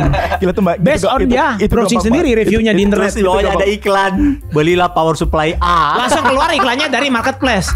Marketplace hijau, merah, biru dan lain-lainnya. Itu jadi ini bisa digunakan untuk membantu manusia, ini bisa juga digunakan untuk merugikan manusia. Jadi agak sulit saat ketemu sama orang yang mereka memulai diskusi dengan AI itu pasti merugikan. atau AI itu pasti bagus gitu. Karena ini akan bagus apa tidaknya tergantung siapa yang memanfaatkan dan bagaimana cara mereka menggunakan ya. Mungkin contoh yang paling gampang 2 bulan terakhir ini aku ngerjain Stable Diffusion gitu. Banyak sekali saat membuat aku sampai mau bikin script videonya tuh sampai mikir, aduh ini mesti banyak sekali disclaimer, terutama karena ada yang merasa ada satu kubu, oh Stable Diffusion itu nanti model-model apalagi fine tuning dari model-modelnya itu dicolong dari punya orang gitu. Itu Nah, data, betul, itu juga termasuk data setnya masalah dicolong copyright. dari orang. Betul ya? Gitu. Terus udah gitu pendukungnya AI adalah bilang itu nggak nyolong data orang kok, itu publicly tersedia di internet, karena itu publicly tersedia di internet makanya bisa kita manfaatkan. Toh yang diambil kan bukan paintingnya istilahnya atau gambarnya, tapi bagaimana gambar-gambar tersebut dikonstruksi, kemudian gambar-gambar tersebut ujung-ujungnya bisa direkonstruksi ulang dengan sebuah text prompt menjadi sebuah image yang totally berbeda tapi mungkin stylenya sama ya. gitu. Jadi istilahnya kurang lebih kayak begitu. Jadi dan ini sudah mulai banyak yang istilahnya mereka sadar bahwa oke, berarti AI ini harus dibahas dari sisi legal. Misalnya ini udah mulai dibahas, AI harus bahas dari sisi legalnya kayak gimana. Kemudian juga mereka pengen tahu safety-nya dari AI ini kayak gimana. To the point sampai beberapa orang juga ngerasa perlu nggak sih kita kayak bikin semacam apa ya kemarin yang aku baca kayak penundaan gitu bahwa Elon Musk ya? Tekken itu kayak bukan cuma itu doang sih. Aduh siapa sih pokoknya mungkin teman-teman cari YouTube tuh apa namanya AI dilema atau segala macam ya. Ini mereka menunjukkan bahwa ini adalah problem-problem yang mungkin akan naik karena AI, dan sekarang mereka berharap ada orang yang sadar ini teknologi ini datang tidak dengan resiko ini bisa teknologi datang dengan resiko ada yang bisa menyalahgunakan ini gitu. Jadi begitu teknologi ini sekarang lagi jadi berkembang segitu pesatnya, yuk mari kita cari cara meminimasi terjadinya penyalahgunaan teknologi ini. Judulnya kayak begitu. Jadi itu doang yang mungkin kita bicara ini. Dan kalau kita bicara kehidupan sehari-hari menguntungkan apa enggak, misalnya gini deh, kalau kita bicara menguntungkan apa enggak, let's say ada desainer gitu. Nih betul-betul use case hayalan ya. Ada desainer zaman sekarang mereka lagi bingung entah mau bikin desain atau mau bikin kartu ucapan. Draft desainnya tuh kayak gimana? Biasanya mereka ngomong dulu sama orang segala macam. What if di komputernya mereka locally, misalnya mereka mau bikin kartu entah kartu ucapan apa yang judulnya pantai. Aduh, pantai itu kayak gimana sih? Lihat foto dulu, lihat apa segala macam. Tulis aja ke dalam text prompt. Saya mau lihat 10 contoh gambar pantai, terus mereka lihat, oh tuh ada yang lucu tuh, mari kita ambil cuman dari sebuah text prompt, kemudian itu generate image. Kemudian image tersebut, oke ini kita jadikan draft buat selanjutnya kita mengembangkan itu. Jadi AI ini jadi tool istilahnya, jadi alat gitu. Dan sama halnya kayak pisau bisa kita jadikan alat masak gitu untuk mengolah sesuatu. Kita bisa gunakan itu buat nusuk orang, melukai orang kan gitu kayak tergantung yang menggunakan, tergantung yang memudahkan gitu kan. Jadi nanti keluar Patosa ya berarti. Siang balik. NTAI. tapi bicara NTAI kalau masih di dalam konteks Stable Diffusion atau nggak cuma Stable Diffusion, apapun itu yang berjudul dengan image generation, ada sekarang yang aku lupa kemarin bahasanya glazing atau apa gitu. Ini ada mereka berusaha untuk mengembangkan sebuah metode supaya picture kita ini nggak bisa dijadikan training data buat istilahnya kayak buat inilah ya. Mungkin kayak YouTube ada penandanya. Kalau di YouTube kan ada codingnya, dia begitu lagu jalan atau video jalan dia kenalin. Begitu gambar ini istilahnya kayak ya gambar istilahnya di glaze sama certain model. Ini gambar begitu masuk training model itu ya either itu jadi nggak akurat atau tuh intinya nggak efektif. Itu tadi contoh yang gue bilang tadi soal anti AI tadi, dan itu akan dijual. Kalau karya kamu mau supaya tidak masuk sebagai trainingnya AI, ya kamu beli ini dari kita. Ya istilahnya kayak copyright. Ya itu kurang lebih seperti copyright. Iya. Misalnya gitu paten dunia nyata nggak ada gunanya ya. Ya kan kalau namanya paten atau hak cipta kan begitu barang sudah berubah dari aslinya kan hak cipta ya mungkin masih nyerempet-nyerempet mereka bisa nutup, tapi kan sudah susah sekali untuk mengunci itu. Itu semuanya. Ini kita bicara bener-bener cuman di image generation doang, itu betul-betul istilahnya ya itu ada dua kubu tadi karena ini cuma stylenya doang kok gue ambil gitu. Ada yang anggap stylenya tuh ya unik dan haknya dia untuk ngeklaim style itu. Itu kemarin kayak gue abis berapa jam tuh bahasin di Reddit, ada orang yang ya istilahnya dia nggak suka kalau artnya dia tuh digunakan untuk basis training kayak gini, kemudian ya istilahnya digunakan untuk menggambar-gambar lain yang menurut dia nggak segitunya menghargai dia sebagai artis. Terus ujung-ujungnya karena dia nggak senang malah orang-orang jadi menggunakan data-datanya gambar-gambarnya malah dia malah tambah sengaja gitu. Iya. Dan memang sengaja digunakan untuk bukan melukai ya, istilahnya sengaja digunakan untuk merugikan orang ini gitu. Dan gini ya, ada orang yang bilang itu yang salah AI-nya, tapi masalah yang jadi problem adalah orangnya yang melakukan tindakan tersebut. Itu AI kalau nggak ada tindakan di luarnya nggak akan ngapa-ngapain kok. Jadi dia kan menunggu instruksi gitu. Itu nggak, dia butuh instruksi dari kita untuk generate, dia butuh dataset dari kita untuk di-train gitu. Training tuh nggak mudah loh, by the way, itu butuh VGA kenceng banget. Jadi anyway. Berarti kesimpulannya visi dan misinya Skynet itu betul. Human is the root of all. We must terminate human. Terminator dong. Terminator kan ini. Iya. Ya Tapi berarti ini intinya adalah- ini ya. Mungkin Alfa bisa kasih kesimpulannya mungkin mengenai ini ya. Jadi ini gimana? adalah sebuah topik yang hopefully makin banyak dibahas dan berharap kepala gue sendiri sanggup untuk ngebahas kayak gini dalam beberapa tahun ke depan gitu kan. Hopefully sekolahnya sukses di sini. Ini bakal masih jadi hal yang betul-betul dalam sekali, karena sejujurnya ini aku baru nyentuh ini secara spesifik karena istilahnya kan sekarang udah agak banyak waktu lega. Itu bisa baru nyentuh ini hampir belum 2 bulan itu udah sadar kayaknya kok gue telat 3 tahun ya sebetulnya buat start kayak gini. Tapi ya udahlah, daripada nggak mulai sama sekali gitu. Cuman tapi intinya udah ini banget sih, dan kelihatan punya potensi banget untuk dimanfaatkan jadi tool di masa depan. Yang hopefully berharap tool-tool tersebut digunakan untuk hal-hal yang membantu manusia ya, bukan seperti mereka bilang ada yang takut aduh nih membuat banyak manusia kehilangan kerjaan.